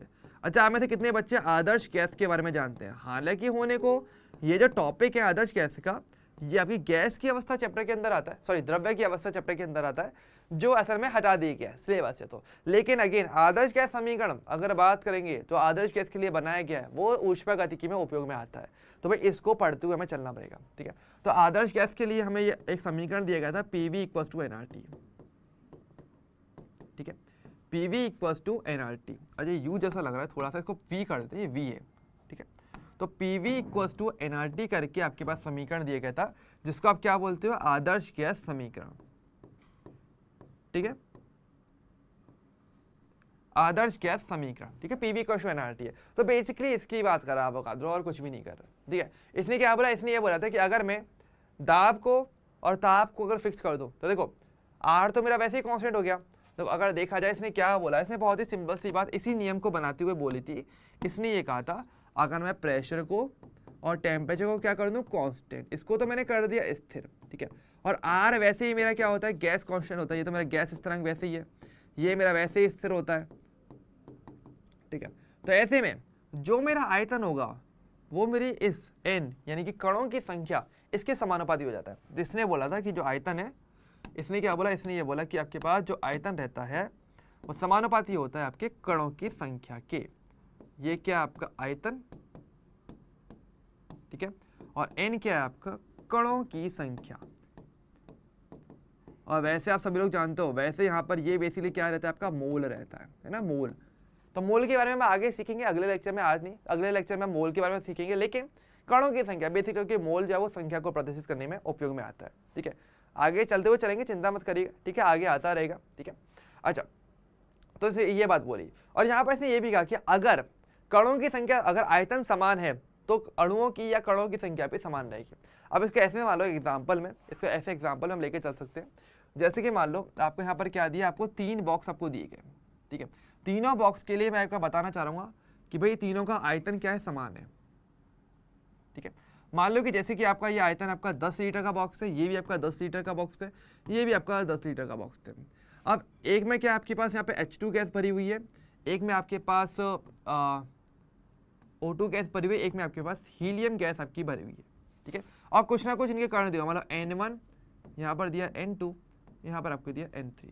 ये बेसिकली आपको कणों अलग अलग आपको दिए हुए हैं। फिलहाल ऐसा अज्यूम करते हैं कि कुछ ना कुछ गैस तो भरी हुई है, तो कुछ ना कुछ संख्या होगी। सपोज करो कि इनकी संख्या तीनों ये हो गई।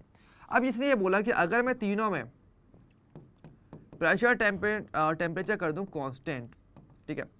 तो इसने क्या बोला? इसने यही बोला कि तापमान और दाब की अगर परिस्थितियां समान रखी जाएंगी, और ऐसे में अगर आप आयतन को अगर हर एक को बराबर कर दो तो एक निश्चित आयतन के अंदर जो कणों की संख्या रहेगी वो समान रहेगी। अब इससे कोई फर्क नहीं पड़ता कि गैस कौन सी है, यानी यहाँ पर हम ये कह सकते हैं कि N1 बराबर होगा N2 के, बराबर होगा N3 के। इसका मतलब ये आता है, ठीक है। अगर तीनों के लिए जो मेरा वॉल्यूम है वो मेरा 10 लीटर का हो चुका है। यानी कि अगर आप पात्र का आयतन समान कर दो और उसके बाद क्या करो, प्रेशर टेम्परेचर तो कांस्टेंट है, वो तो बराबर है ही, तीनों के लिए बराबर है, लेकिन तीनों के पात्र का आयतन अगर बराबर हो गया तो ऐसे में जो गैस भरी जाएगी, चाहे वो कोई भी हो जाए, कोई फर्क नहीं पड़ता, उसके कणों की संख्या बराबर रहने वाली है, ये फिक्स रहता है, ठीक है। तो ये किसी आदर्श गैस के लिए बात कही जाती है। ओके, क्लियर कट बात है। तो ये समीकरण ध्यान रखना, आदर्श गैस के पर दिया गया था। तो अगर आदर्श गैस से रिलेटेड अगर बात की जा रही है उसके आयतन की, कणों की संख्या पे, तो समझ जाना कि भैया आप आवोगाद्रो के नियम की बात करने वाले हो। ओके, क्लियर है। और यहाँ पर देखो, वैसे इसके पास और भी चीज़ें आती हैं छोटी छोटी करके, जैसे कि यहाँ पर क्या होता है, आपको पता है ग्राफ भी आता है, और आपको पता है अगर आयतन की और कणों की संख्या के मध्य ग्राफ बनेगा तो वो ग्राफ कुछ इस प्रकार से बनता है ना। ओके, ये आपका ग्राफ बनता है। ऑब्वियसली पता है समानुपाती का ग्राफ है, समानुपाती का ग्राफ हमेशा मूल बिंदु से जाता है और आपका सीधा ग्राफ बनता है इस प्रकार से बढ़ता हुआ, ठीक है। तो ये बेसिकली ग्राफ है जो आपको देखने को मिल जाता है। ओके, क्लियर है यहाँ तक का पार्ट। तो ये बेसिकली आपके पांचों नियम हो जाते हैं जो कि आपको ध्यान रखने चाहिए अच्छे तरीके से, ठीक है, कि भाई आपके पास कैसे कैसे नियम दिए गए हैं। ओके, तो पहले मुझे बता बच्चों, यहाँ तक का पार्ट आपको क्लियर है कि नहीं है, एक बार आराम से देख लो, थोड़ा सोच लो, इस नियम में कहीं कोई एरर हो, कोई प्रॉब्लम हो तो कमेंट करके फटाफट से पहले बार बता दो, ठीक है।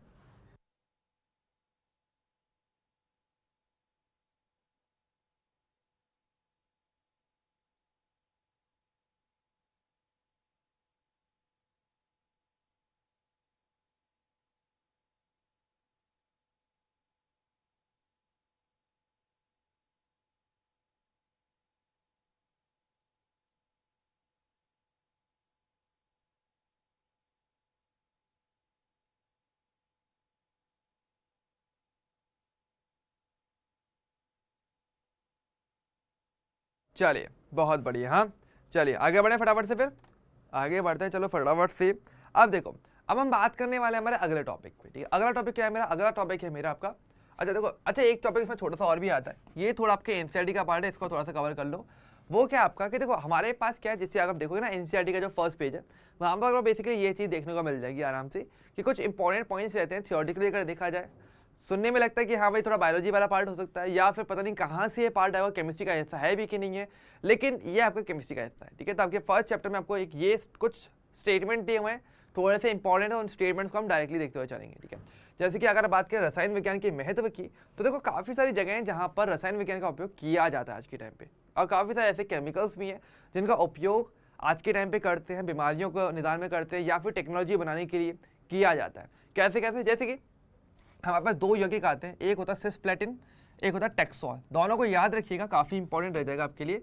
इनका उपयोग कैंसर के उपचार में किया जाता है। तो अगर आपसे पूछा जाए कभी भी, अगर क्वेश्चन आ जाए कि भाई कैंसर के उपचार में कौन से रसायन का उपयोग किया जाता है, कौन से केमिकल का उपयोग किया जाता है, कौन से यौगिक का उपयोग किया जाता है, तो ध्यान रखिए सिस्प्लेटिन और एक आपका टैक्सोल, ये दोनों का उपयोग किया जाता है, ठीक है। अच्छा कैसे दिखते हैं मैं आपको दिखा देता हूँ। ये इनकी बेसिकली संरचना रहती है।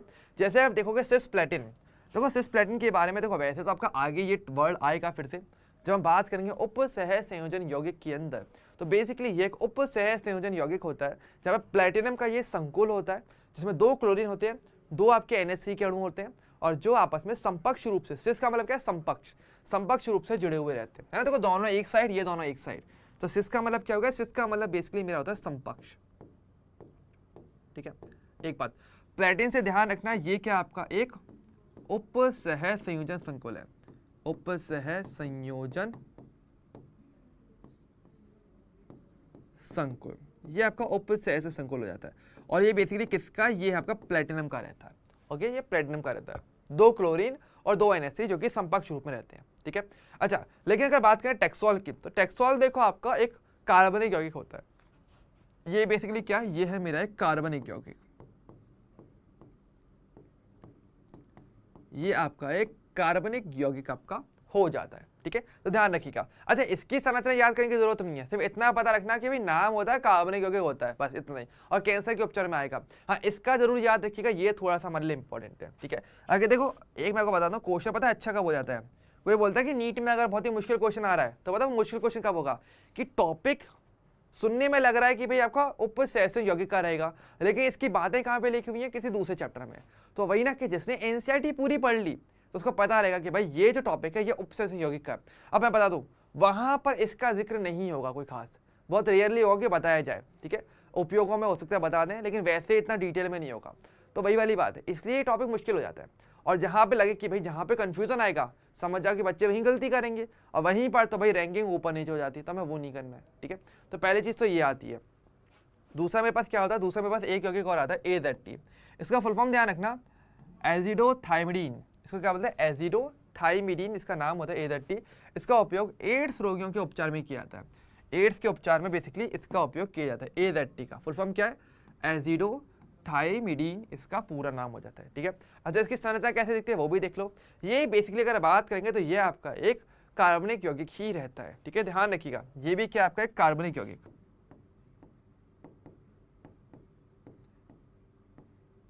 ठीक है।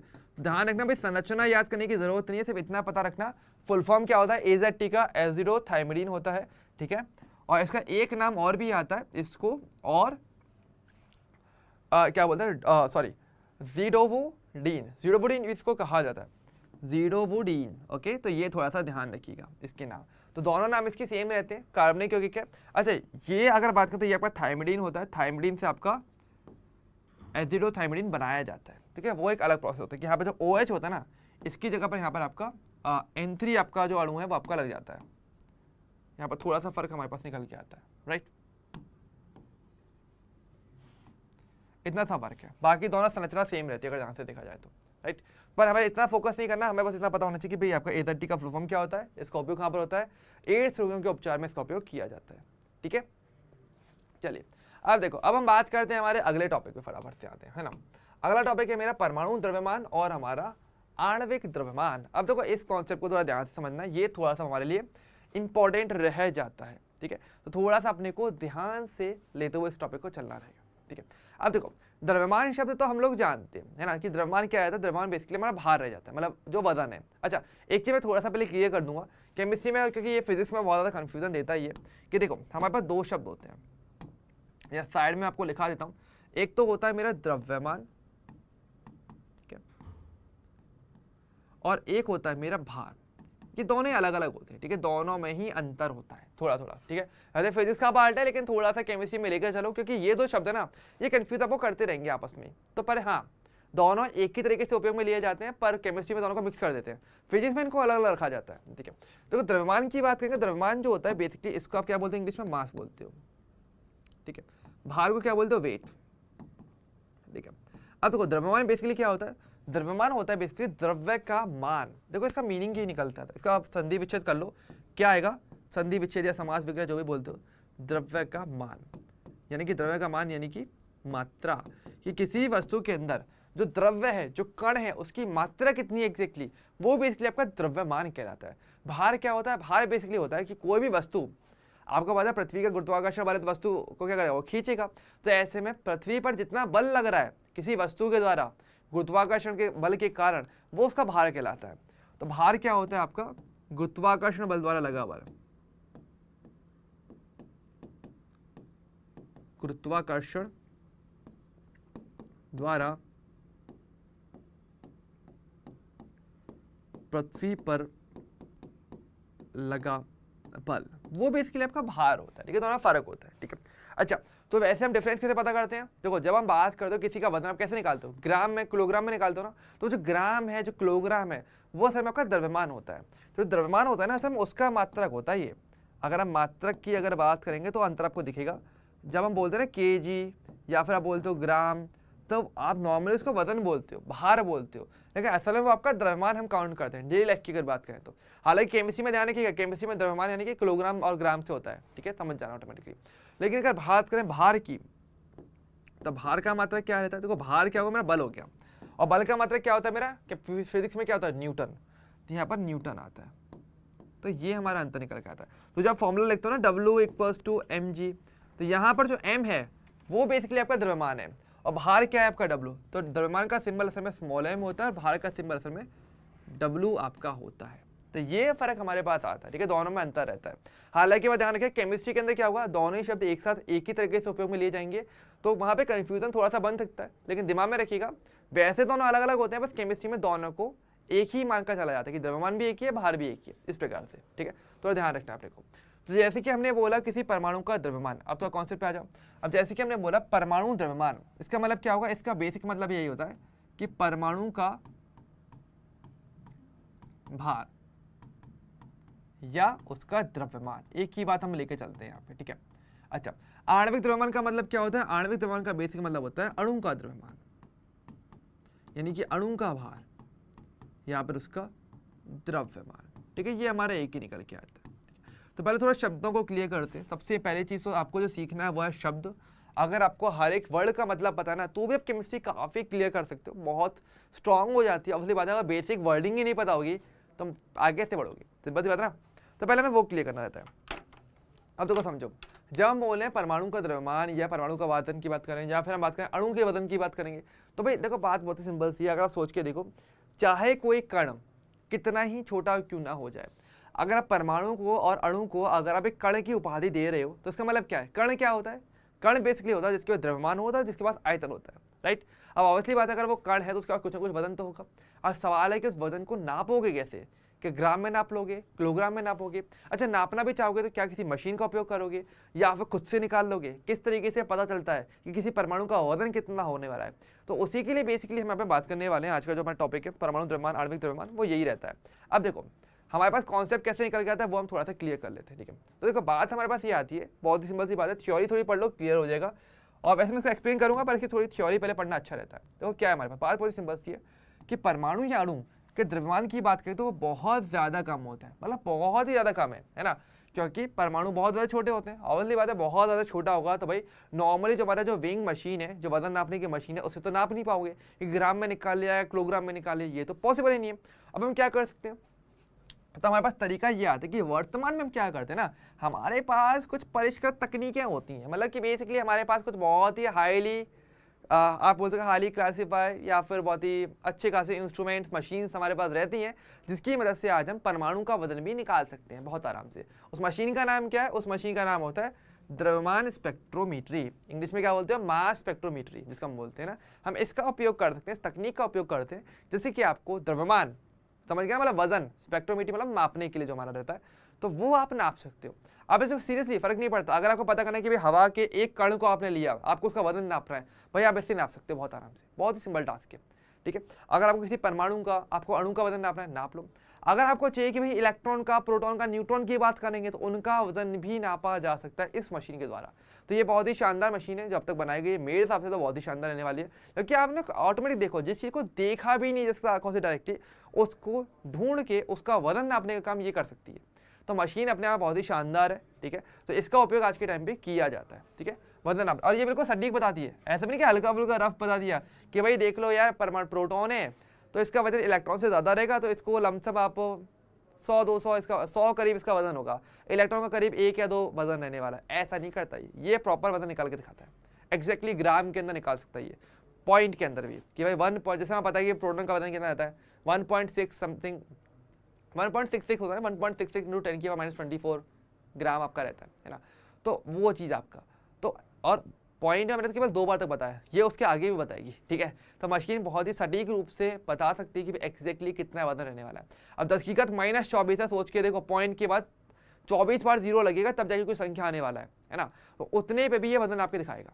तो इसकी बहुत ही खास बात रहती है, बहुत ही शानदार आपके लिए मशीन रह जाती है। ठीक है, हालांकि देखो अगर हम बात करेंगे आप परमाणु द्रव्यमान की या आणविक द्रव्यमान की अगर बात करेंगे, तो ये अभी से तो आया नहीं है, ये कॉन्सेप्ट तो बहुत पुराना चल रहा है। अब मशीन तो अब आई है निकल के, मशीन तो काफ़ी सैकड़ों साल बाद आई है ना, लेकिन तब तक हमने क्या किया, तब तक हम बात कर रहे थे रिलेटिविटी के बारे में, यानी कि सापेक्ष द्रव्यमान हम निकालते हैं। कैसे निकालते हैं वो थोड़ा समझो। देखो अब पॉइंट हमारे पास क्या आता है, पॉइंट हमारे पास आता है परमाणु द्रव्यमान की, तो हमारे निकाला कैसे गया, थ्योरी पे बाद में नजर डालना है, पहले थोड़ी सी बात थोड़ी क्लियर कर लो। ठीक है, तो हम यहाँ पर मैं से ऐसे लेकर चलते हैं, चलो मैं से यहाँ पे लिख देता हूँ, है ना। तो यहाँ पर हमारे पास एक वर्ड आता है सापेक्ष द्रव्यमान, एक थोड़ा सा शब्द आता है, थोड़ा सीख लो, सापेक्ष द्रव्यमान।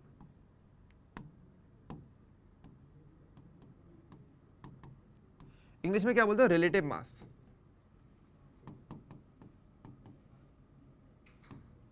अब इसका मतलब क्या है, देखो यहाँ पे रिलेटिव का मतलब पहली बात तुम्हारे रिश्तेदार बिल्कुल भी नहीं है, ठीक है, रिश्तेदार से कोई मतलब नहीं है।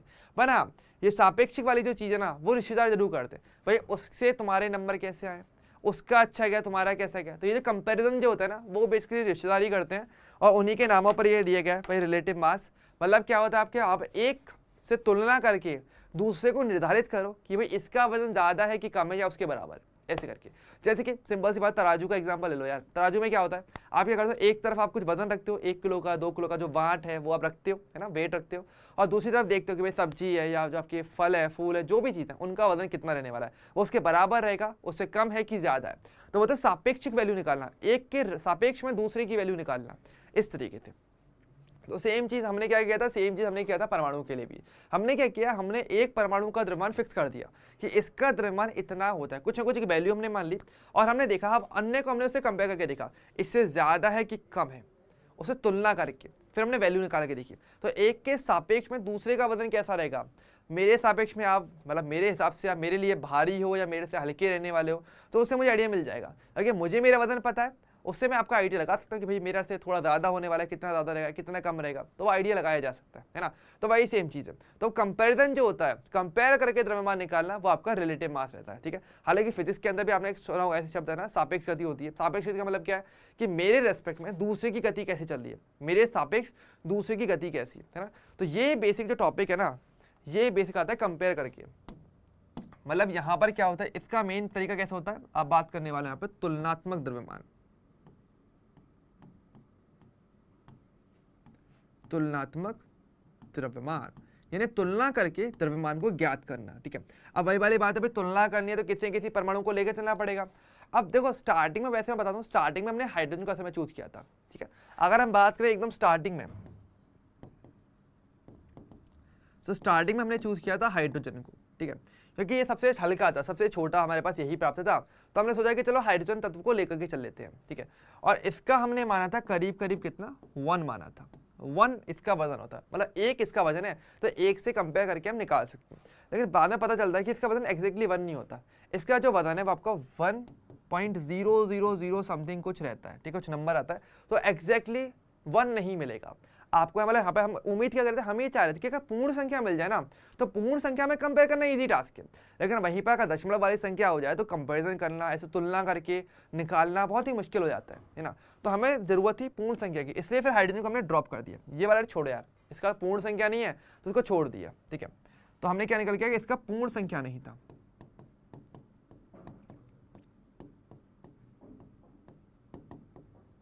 ठीक है, पूर्ण संख्या इसका वजन नहीं था।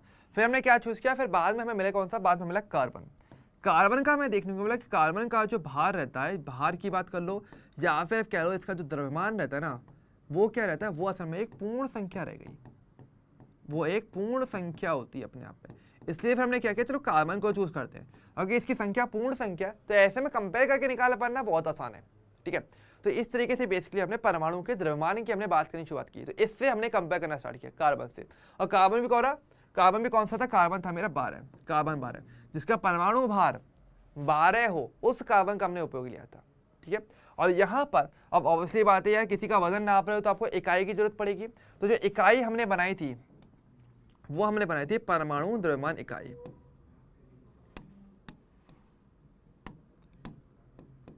परमाणु द्रव्यमान इकाई, ये बेसिकली हमने बनाया था, ठीक है। ये हमारी यूनिट हो गई थी।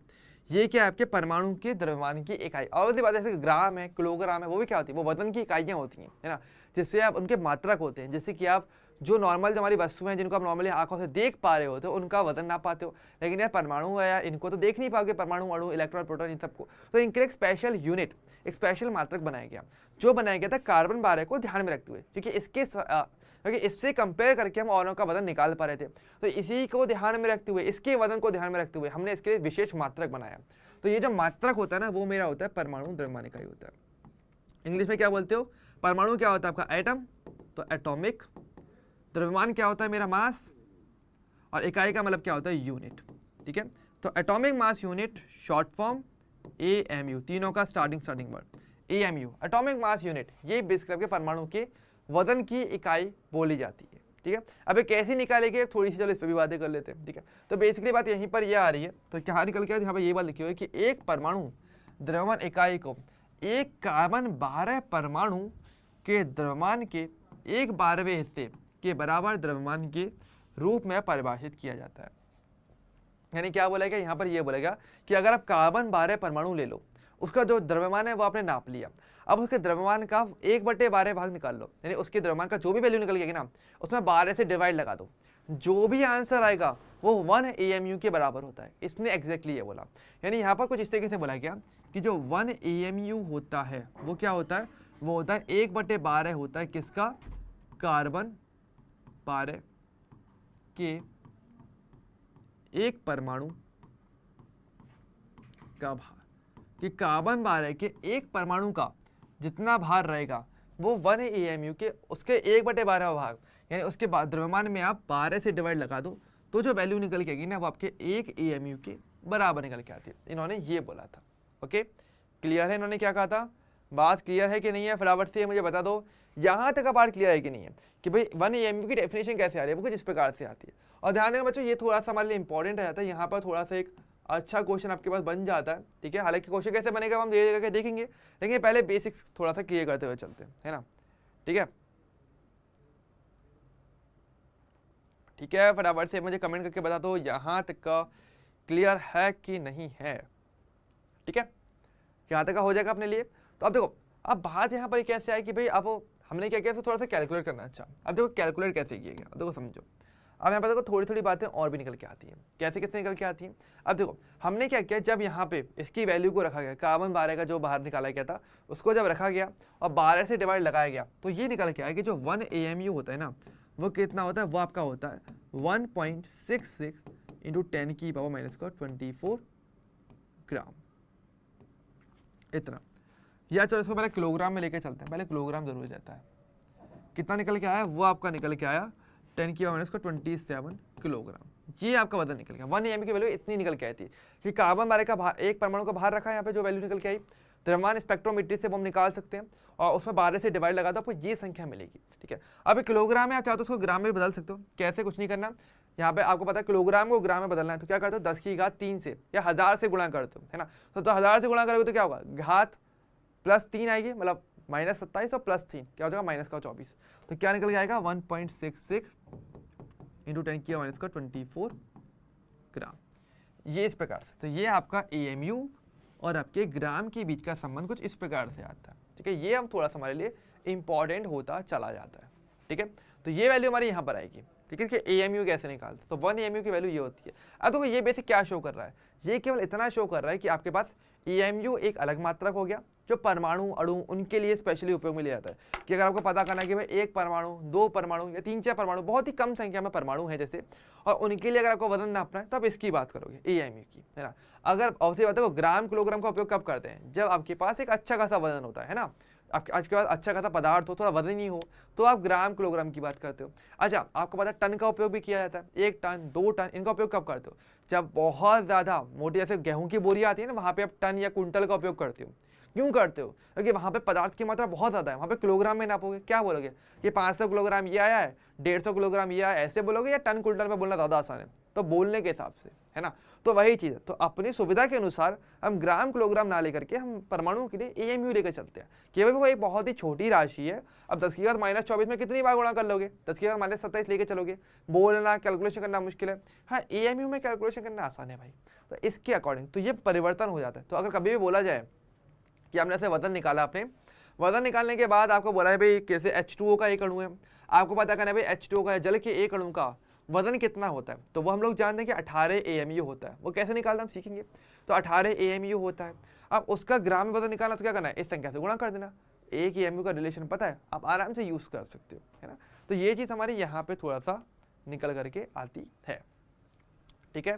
क्लियर है हमारा पार्ट, यहाँ तक का थोड़ा क्लियर है कि 1 AMU कैसे निकालते हैं, मतलब AMU की वैल्यू कैसे निकालेगी, कुछ इस प्रकार से निकालेगी। तो थोड़ी थोड़ी थ्योरी है, याद भी रखी जा सकती है, अब चाहो तो याद रख सकते हो, लेकिन मैं कहूँगा कि स्टोरी जैसे मैं बनाते हुए चल रहे हैं, है ना, कि भाई कैसे कैसे चीज़ों की शुरुआत हुई, हमें क्यों ज़रूरत पड़ रही है और अभी हम ऐसा क्यों पढ़ रहे हैं। देखो अगर आपको ये हर क्यों का आंसर पता है ना, तो आप सही चल रहे हो कहीं ना कहीं। क्योंकि कहीं ना कहीं देखो, आपसे अगर स्टेटमेंट वाले क्वेश्चन पूछेंगे, कथन करने वाले क्वेश्चन पूछेंगे, तो वहां पर आप नहीं बता पाओगे। क्योंकि वहाँ पर कथन बोला जाता है और कुछ ना कुछ कारण दिया जाएगा, तो आपको वो कारण पता होना चाहिए। तो वो क्यों का आंसर अगर आप पता करते हुए चल रहे हो तो चीज़ें आपके लिए अच्छी चल रही हैं। ठीक है, ठीक है, चलिए अब देखो, अब बात करते हैं थोड़ा सा, हमारे पास ये तो एएमयू की बात हो गई।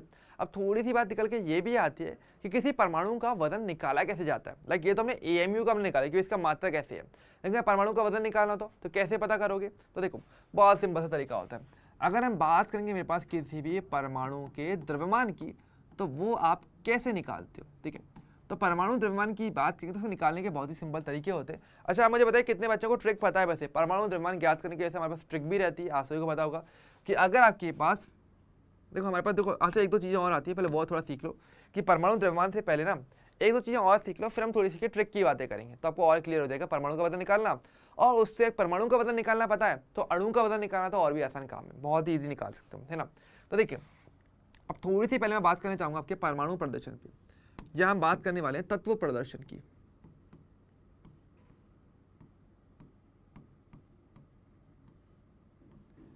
तत्व प्रदर्शन कैसे होता है, ओके, किसी तत्व को किस प्रकार से प्रदर्शित किया जाता है, अब इसकी थोड़ी सी बातें कर लेते हैं। ठीक है, देखो आपको पता है किसी भी तत्व को अगर आपको बताना है कि वो तत्व है, तो आपको वहाँ पे दो तीन चीज़ें देखनी पड़ती हैं। नंबर एक, उस तत्व का चिन्ह क्या रहने वाला है। देखो तीन चीज़ें कौन सी आती है हमारे पास।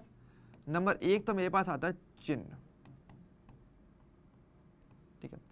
नंबर दूसरा, वो आपके पास आता है आपका परमाणु क्रमांक,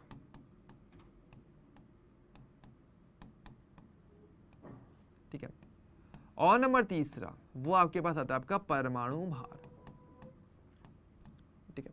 परमाणु भार या जिसको आप परमाणु द्रव्यमान भी कह सकते हो, ठीक है। ये वाली चीज़, परमाणु क्रमांक को आप Z से प्रदर्शित करते हो, परमाणु भार को आप वैसे A से प्रदर्शित करते हो, ठीक है। तो ये बेसिक हमारे पास कुछ तीन चीज़ें होती हैं। अगर किसी भी तत्व को, जैसे आपको पता है आवर्त सारणी है, आवर्त सारणी के अंदर तत्वों को प्रदर्शित किया गया, सभी तत्वों को, है ना, 118 तत्व है, सभी को प्रदर्शित किया गया। तो हर एक तत्व के लिए क्या होता है, आपको एक सिंबल दिया जाता है कि जैसे हाइड्रोजन के लिए H सिंबल आएगा, है ना, मरकरी के लिए Hg आता है, आयरन के लिए Fe आता है ना, निकल के लिए Ni आता है, जिंक के लिए Zn आता है ना। तो ये सारे आपको अलग अलग आपको तत्वों के सिंबल दिए हुए हैं। अब हमारे पास हर एक के साथ आपको परमाणु क्रमांक दिया जाएगा और साथ में आपको परमाणु भार या उनका जो वजन है या परमाणु द्रव्यमान वो आपको दिया जाता है। अब प्रदर्शन कैसे होता है, तो ये ध्यान दो, अगर आपका सिंबल, सपोज करो किसी तत्व का जो चिन्ह है वो आपका X है, अब कैसे प्रदर्शित होंगे, तो X आपने लिख दिया यहाँ पे, ठीक है। अब देखो ध्यान रखना, परमाणु क्रमांक जो होता है ना वो हमेशा नीचे की ओर लिखा जाता है, मतलब कि आपके नीचे की तरफ लिखा जाएगा, लेफ्ट में या राइट में कहीं पे भी लिख सकते हो, पर लिखना नीचे की ओर है। कैसे, या तो Z यहाँ पर आएगा, ठीक है, या फिर पॉसिबिलिटी क्या है, आप चाहो तो Z को इधर भी लिख सकते हो, कहीं पे भी लिखो, पर परमाणु क्रमांक नीचे लिखा जाता है। और परमाणु भार जो होता है ना वो हमेशा ऊपर की ओर लिखा जाता है, तो या तो ऊपर यहाँ पे लिख लो, इस तरीके से चल जाएगा हमारे पास, या फिर मैं इसे ऐसे भी लिख सकता हूँ कि ऐसे ऊपर लिख लो, ऐसे, सब सेम है। तो ऊपर की ओर जो भी संख्या लिखी जाएगी, समझ जाना है वो हमेशा परमाणु भार दिया हुआ है, और नीचे की तरफ जो संख्या लिखी हुई है वो आपका हमेशा क्या रहेगा, परमाणु क्रमांक रहने वाला होगा। ये एकदम फिक्स रहता है, ठीक है, इसको थोड़ा सा मेरे को ध्यान रखना चाहिए, क्योंकि कई बार क्या होता है ना, एग्जाम में ऐसे क्वेश्चन आ जाते हैं, परमाणु क्रमांक परमाणु भार पर आधारित क्वेश्चन भी आपको एग्जाम में मिल जाते हैं, ठीक है।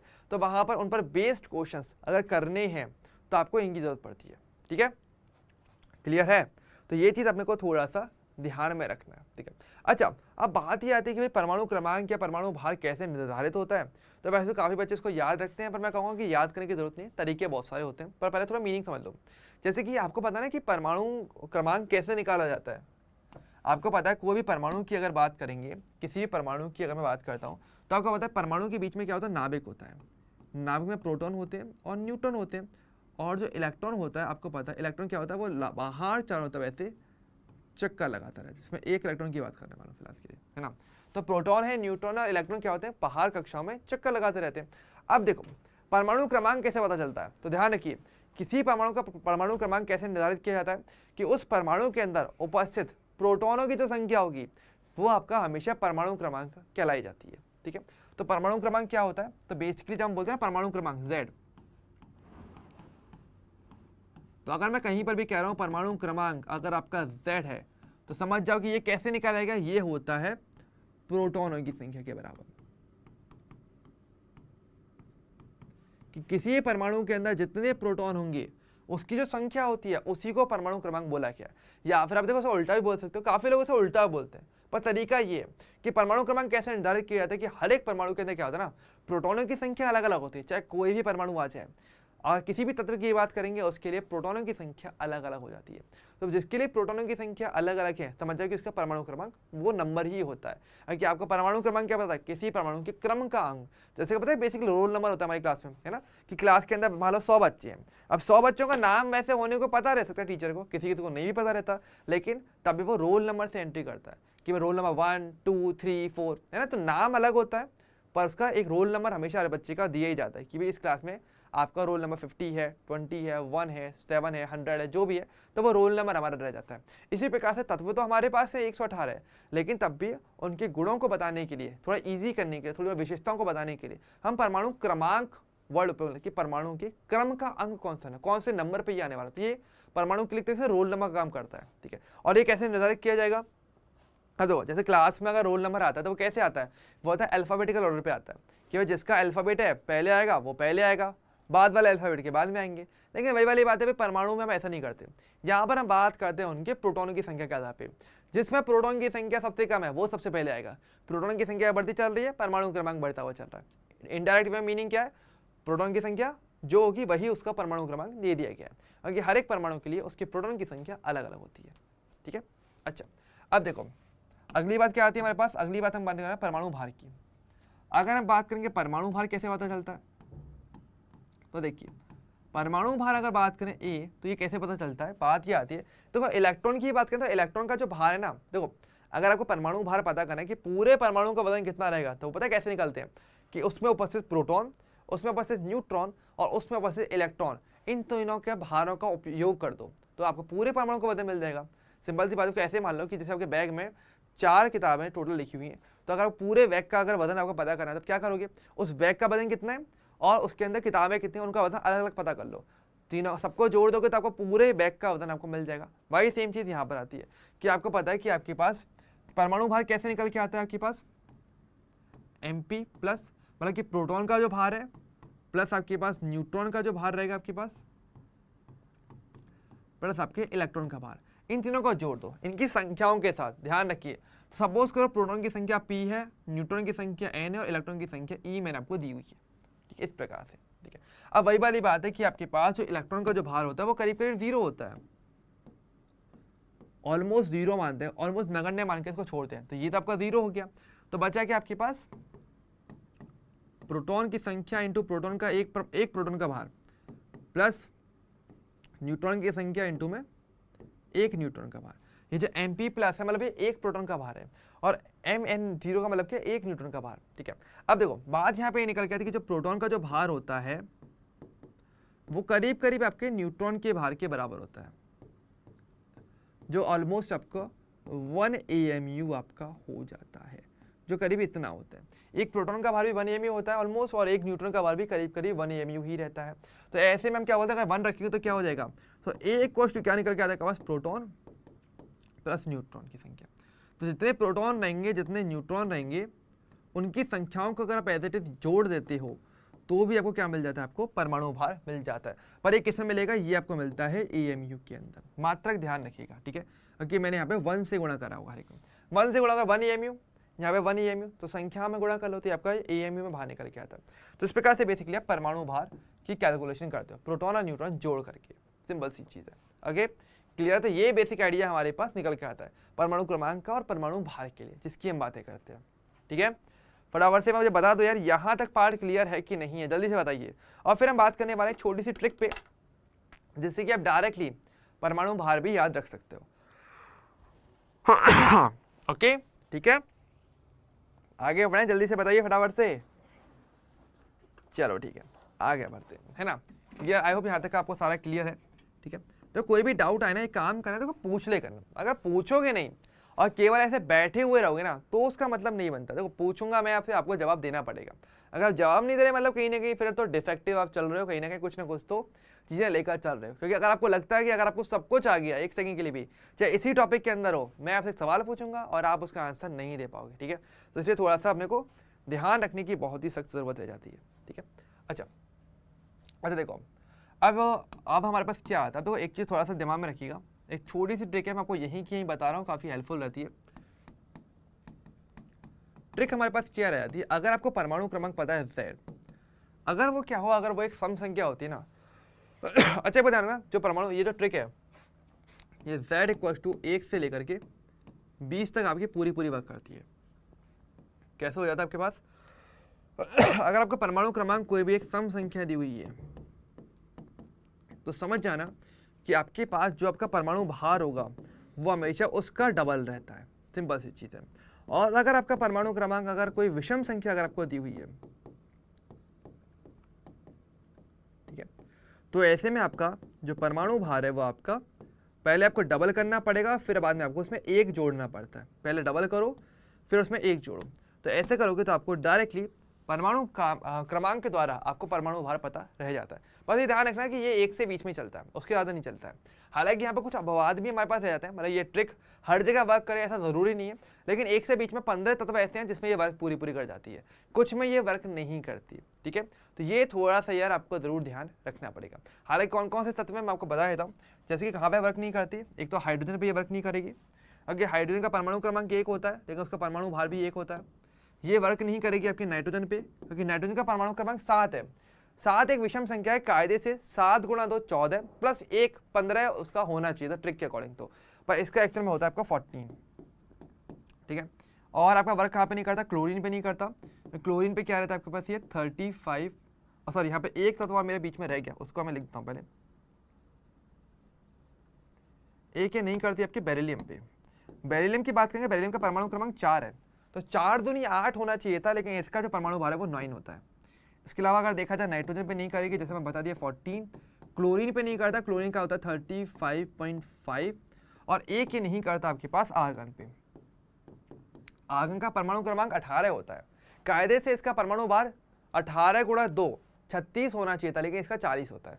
तो ये 5 ऐसे तत्व हैं जहां पर ये ट्रिक वर्क नहीं करेगी, वरना 1 से 20 में अन्य जो तत्व हैं हमारे, उनको आप डायरेक्टली याद रख सकते हो। ठीक है, हालांकि मैं एक सलाह जरूर दूंगा आपको तब भी, कि अगर आप सेफ साइड में रहना चाहते हो ना, तो आप कहीं ना कहीं परमाणु क्रमांक 30 तक जरूर याद रखना। परमाणु क्रमांक 30 तक सभी के परमाणु भार, ठीक है, ध्यान रखिएगा, ये थोड़ा सा करिएगा जरूर। ठीक है, ये आपको बहुत ज़्यादा हेल्प करेगा आपके नीट एग्जाम के अंदर, क्योंकि अगर आपने ये करके रखा है ना, तो मतलब मान लो कि आपकी चीज़ें अच्छी चलेंगी। सही बता रहा हूँ मैं, और कई बार क्या होता है ना, एग्जाम के अंदर ये पार्ट आता है, ओके, कई बार आ जाता है। तो अगर आप सेफ साइड में रहना चाहते हो कि भैया मैं कहाँ तक याद रखने चाहिए, तो मैं कहूँगा परमाणु क्रमांक 30 तक आपको याद होने चाहिए। चलो 20 तक आप ट्रिक से याद कर सकते हो। बचे कुछ अगर बात करेंगे तो इनमें देखो ट्रिक कोई नहीं है ऐसे तो, पर यह कि थोड़ा थोड़ा प्रैक्टिस करोगे, थोड़ा सा अगर एफर्ट डालोगे खुद से, तो मैं कहूँगा कि भाई 30 तक याद करना कोई बड़ी बात भी नहीं है, क्योंकि केवल आपको 10 संख्याएं और एक्स्ट्रा याद करनी है, और यहाँ पर दशमलव के एक बार तक याद जरूर करना। ठीक है, तो वो ज़्यादा अच्छा रहेगा। ठीक है, तो बच्चों आज के सेशन में देखो इतना ही रहेगा वैसे तो, अब क्योंकि टाइम हमारा पूरा हो चुका है ऑलमोस्ट, तो आज के सेशन में जो है इतना ही रहने वाला है। थोड़ा सा कुछ पॉइंट्स रह गए हमारे पास, जैसे कि हमारा औसत परमाणु भार रह गया है, और हमारे पास एक दो छोटे छोटे टॉपिक और रह गए थे, वो हम कल के लेक्चर में स्टार्टिंग में कवर कर लेंगे। ठीक है, कोई इसका इशू नहीं रहेगा, और कल फिर हम मूल अवधारणा की मेन शुरुआत करने वाले हैं। ठीक है, तो भाई थोड़े से क्वेश्चन हैं आज को DSA में को मिलेंगे, ट्राई करना है सॉल्व करने का। नहीं हुआ कोई बात नहीं है, कल जब टॉपिक कंप्लीट हो जाएगा, जैसे कि औसत परमाणु द्रव्यमान में, वहाँ पर आपको थोड़ा सा प्रॉब्लम आ सकता है। अगर फॉर्मूला पता तो डायरेक्टली भी कर सकते हो, तो अगर तो खुद से भी थोड़ा बहुत ट्राई करना, कोई इशू नहीं है। वरना अगर क्लास में आना, क्लास में हम औसत परमाणु द्रव्यमान और आगे के जो टॉपिक्स हैं वो फिर हम कवर करेंगे, और फिर आपका प्रॉपर चल रहा होगा। ठीक है, तो बच्चों आई होप आपको आज के सेशन में मजा आया होगा, थोड़ी चीज़ें क्लियर हुई होंगी। और देखो सवालों का जवाब देकर हो, अगर आप जवाब नहीं दे रहे ना, तो समझा फिर उसका क्लास का फिर उतना मतलब नहीं रह जाता। तो भाई डाउट्स का आपको आएंगे, डाउट्स भेजना अपने, जो भी आपके डाउट्स हैं आप कमेंट करके बता सकते हो, नहीं तो आगे से सवाल जब आप पूछो तो उसका जवाब जरूर दीजिएगा, वो थोड़ा सा